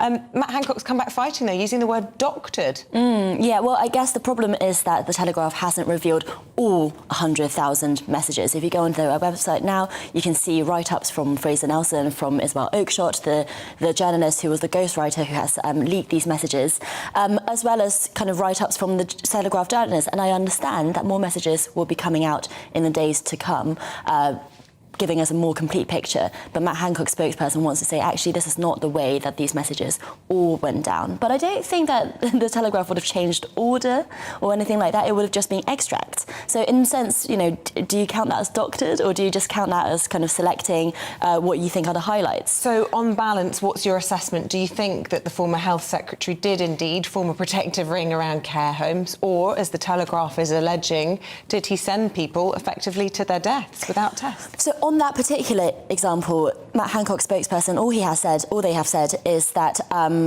what the messages miss out is a meeting in which Chris Whitty actually said it wouldn't be logistically possible to test everyone coming in from the community to care homes as well.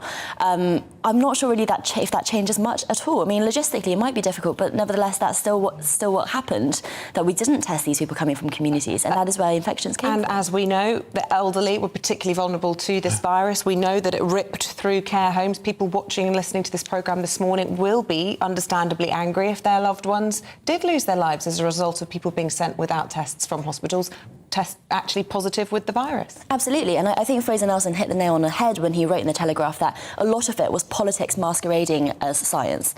And if we see more and more evidence of that, then that will be really, really damaging, I think, because so many of us made sacrifices, whether it's seeing your elderly relatives, whether it's going to funerals, because we were following the science. But if that science was just Matt Hancock's political convenience, then that is obviously a massive problem for him and the government. Yeah, very good point, Cindy. Meanwhile, this week so far, quite dominated by the Northern Ireland Protocol and the Windsor Framework. What sort of week do you think it has been for Rishi Sunak overall? Front page of the Times today saying a deal is not negotiable, and he's saying this very straight to the DUP, who will not sit in government as the second main party in Northern Ireland. I think it's gone better than he probably expected the last few days. The fact that Boris Johnson has kept quiet, relatively speaking, and now allies are saying that he might not come out at all to criticise the deal. The fact that the ERG are still poring over it, but no one has outrightly rejected it. People like Steve Baker, David Davis, former Brexit Spartans, who are coming out and actually supporting it. But Ian Paisley of the DUP saying that the deal does not cut the mustard, and they're certainly going to take their time to pore over it with lawyers to try and understand exactly what it means. Does it matter, though? I mean, can this deal be ratified without the DUP's blessing? It definitely could be. The question is, if the DUP is opposed to it, does it bring back power sharing if the DUP continues to boycott the Stormont Assembly? That's the other question. But there have also been reports that the DUP might take upwards of a year to pore over this deal. Well, Northern Ireland doesn't have that time. So we've got PMQs today. It'll be slightly strange PMQs, won't it, with the Labour Party very much supportive of this deal that the Prime Minister has managed to get from the EU. Yeah, but Labour has a new line coming out about government waste, and I suspect the Telegraph leaks are not going to help with that. So just in the sense of, and I understand we're going to hit hearing from Pat McFadden later on, just in the sense of the millions of pounds that were wasted during the pandemic, and Labour are going to be going hard on that, on government waste. We're going to hear about that very shortly from Pat McFadden, the Shadow Secretary at the Treasury there. Want to go to Brighton now. Let's go to our man Mark White, who's there, and this the arrest of what's her name? Constance Martin and Mark Gordon. Yeah, and Mark Gordon there. They are in custody, Mark. No sign of their child as of yet, and a massive search. I mean, we see officers there behind you in their high visibility jackets. Yeah, so there's no doubt that detectives in charge of this investigation are now extremely concerned for the safety of this infant. They still hold out hope that this child could be found alive, but I think with every passing hour, the situation becomes all the more desperate for this 2-month-old baby, because it's utterly freezing here again. Temperatures dipped to 0 overnight. Northerly breeze blowing, whipping down the South Downs into North Brighton and down towards Newhaven, which is where that search activity is going to be concentrated. It's 7 miles by 13 miles, 91 square miles search grid that they've got to try to cover, and that's why we've seen mountain rescue teams arriving here throughout the morning. I spoke briefly to an officer from the Kent Lowland search team based in Kent. It's also London Search and Rescue and other teams here as well. Yesterday, of course, in the early hours, basically after the arrest of this couple, it was the police here in numbers. But now, of course, these volunteer groups have been able to muster. They are specialists really in sort of hunting for people, for individuals, so hopefully their expertise will be brought to bear here, and the police can do with all the help they can get. As I say, it is an enormous search area that they're having to go over, and really no clue as to where this couple were staying, only the fact that looking at just the way that they were dressed, the state they were in, it was obvious to the police that they had been living rough for quite some time, and that's why the search activity is being concentrated on open areas. But there's an allotment as well, a very large allotment just north of where we are. A police line of searchers went through that allotment and back yesterday, but they'll probably be back through it again today, carrying out a more methodical search, checking all of the greenhouses under tarpaulin and everywhere in that allotment. But of course, if there is a child that has been out, even in a greenhouse or anywhere else, it just, doesn't bode well at all for the safety of this infant. But Mark, if they're not cooperating and they're not saying where the child is, I mean, we can only hope the child is in the care of someone else. If that's not the case, then you've got to fear the worst. But why would then the police be concentrating on that allotment? I mean, if they're not cooperating, or to what degree would they have said something that would point the police in that direction? Well, they are concentrating not just on the allotment, but obviously on the allotment and surrounding areas. There's a nature reserve around here, a golf course as well. But the reason they're concentrating on that area is just simply that when the couple were arrested, they were coming up this road behind me, Golf Drive, heading right up towards that allotment. It was clear, as I say to the detectives, they've been living out in the open, so that's pretty much all they've got to go on. It seems, an insurmountable task as far as they're concerned, to try to find this child over such a vast area. But that, sadly, is what they're faced with, while the parents of this infant continue with their non-cooperation. Quite why they've decided to say nothing to the police, well, only they know the answer to that, but it's deeply frustrating for those detectives who are fighting against the clock now to try to have a positive outcome. OK, Mark White, with that, thank you very much indeed. We should mention that Constance's father, an aristocrat and former page to the Queen, has said that he's very alarmed about the news that her baby has not yet been found. 30 minutes past 9, bringing you up to date with what else is happening news-wise. The Energy Secretary says suppliers must be ready to pass on cuts to consumers. Grant Shapps will aim to ensure the UK is amongst the cheapest wholesale electricity prices in Europe. At least 32 people have died. More than 80 have been injured after 2 trains collided in Greece last night. An intercity train carrying over 300 passengers hit a freight train travelling in the opposite direction near the city of Larissa. The crash caused carriages to catch fire, with rescuers working through the night to try and rescue survivors. Details of the Coronation chair or throne, which will be used to crown King Charles, have been revealed during its restoration.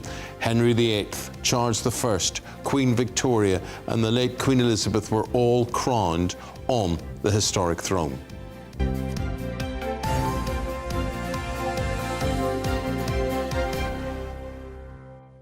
Cindy Yu will be staying with us, and in just a few minutes we'll be hearing from the Labour Party as they reveal what they say is evidence of £30 billion of government waste, much of it during the pandemic. More bad news for the government. That's after this.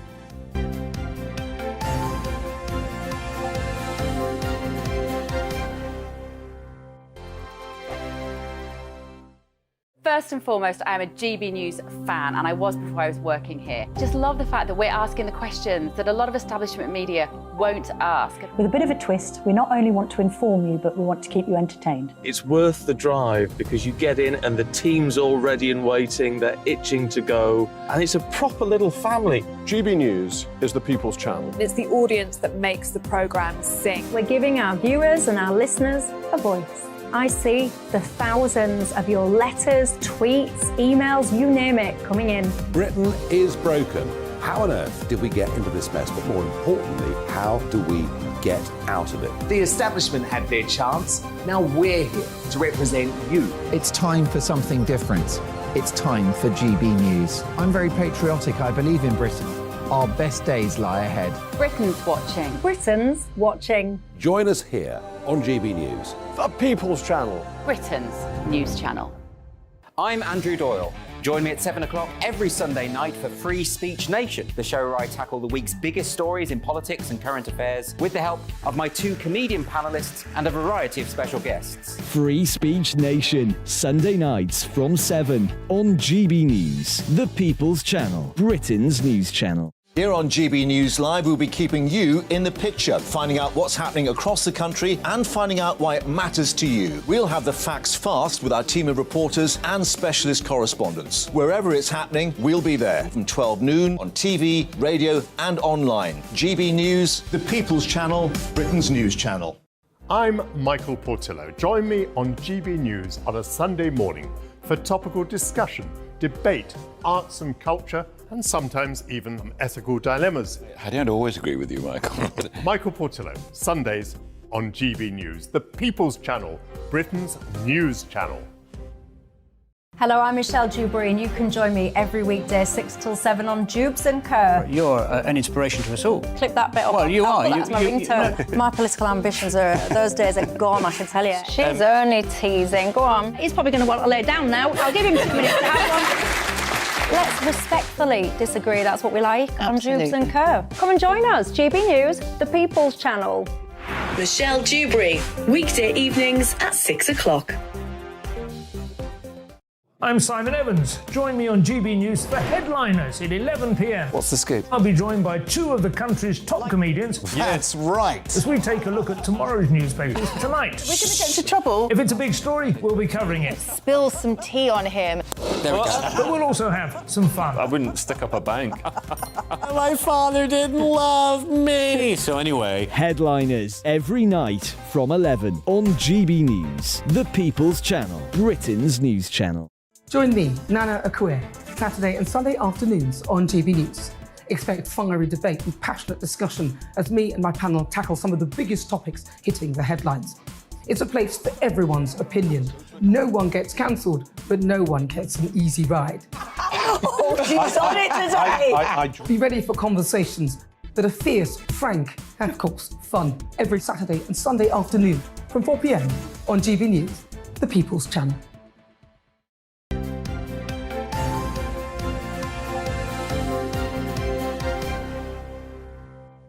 OK, we're back now with our top story, those leaked messages that suggest the Health Secretary, Matt Hancock, rejected the advice of the Chief Medical Officer to test all residents entering care homes. We're going to get the view of the Shadow Chief Secretary of the Treasury. He's going to talk about government money waste, financial waste. But first of all, Pat McFadden, we want to talk to you about what you make of this Matt Hancock situation and these revelations in the Daily Telegraph, if proved to be true. Well, it's important to remember that even in the early days of the pandemic, people knew that care homes were very vulnerable. There's a lot of frail and elderly people in them. And my Labour colleague Peter Kyle, for example, raised as early as March 2020 protection for care homes. And he was given the brush off at the time. And we were told that there was a protective ring around care homes. But if this morning's story in the Daily Telegraph is true, it would suggest there was a very big hole in that protective ring, because that story suggests that even though the Chief Medical Officer said everyone going into care homes should be tested, and we were told that the government was following the science, that didn't happen, which left a pretty big gap in the defences. And that is particularly serious given what we knew even in the very early days of the pandemic about the vulnerability of elderly people and residents of care homes. I should stress at this point, Matt Hancock's spokesperson has said this morning that those messages have been doctored and have been taken out of context. I just want to make that point perfectly clear for legal reasons. But I want to ask you, Sir Keir Starmer's come out and said even without the DUP support, the Labour Party will get behind the Windsor Framework. I just wonder how that will work. If you've got the imposition of EU laws, the bare minimum of them, how will you impose that Stormont break if there is any concern if the DUP aren't sitting? Well, it's a good question that this package that was agreed and announced on Monday isn't just about agreement here in Westminster, it's also about what happens in Northern Ireland. In terms of the Labour Party's attitude, Keir Starmer made clear on Monday, and rightly so, that he saw this as the right agreement, that when the government does the right thing, the opposition should support it, and far better to do it through an agreement like this than what Boris Johnson was suggesting, which was unilaterally pulling out of parts of the protocol deal that he'd negotiated and recommended to the country in the first place. I think the Prime Minister is actually right to say that the DUP needs some time and space to consider this, and it's no wonder they want some time and space, because it's only 3 years ago they were told there'd be no checks and no forms and nothing like this. Boris Johnson told them all this and it wasn't true. So it's not surprising that they want to take their time to have a good close look at what was announced on Monday. I hope in the end that they conclude that it's worth supporting, because I think that would be best for Northern Ireland and indeed the rest of the UK. Pat, we want to talk about money now, and today you want to highlight 100 examples of wasteful government spending. So why wouldn't you trust Rishi Sunak with the purse strings?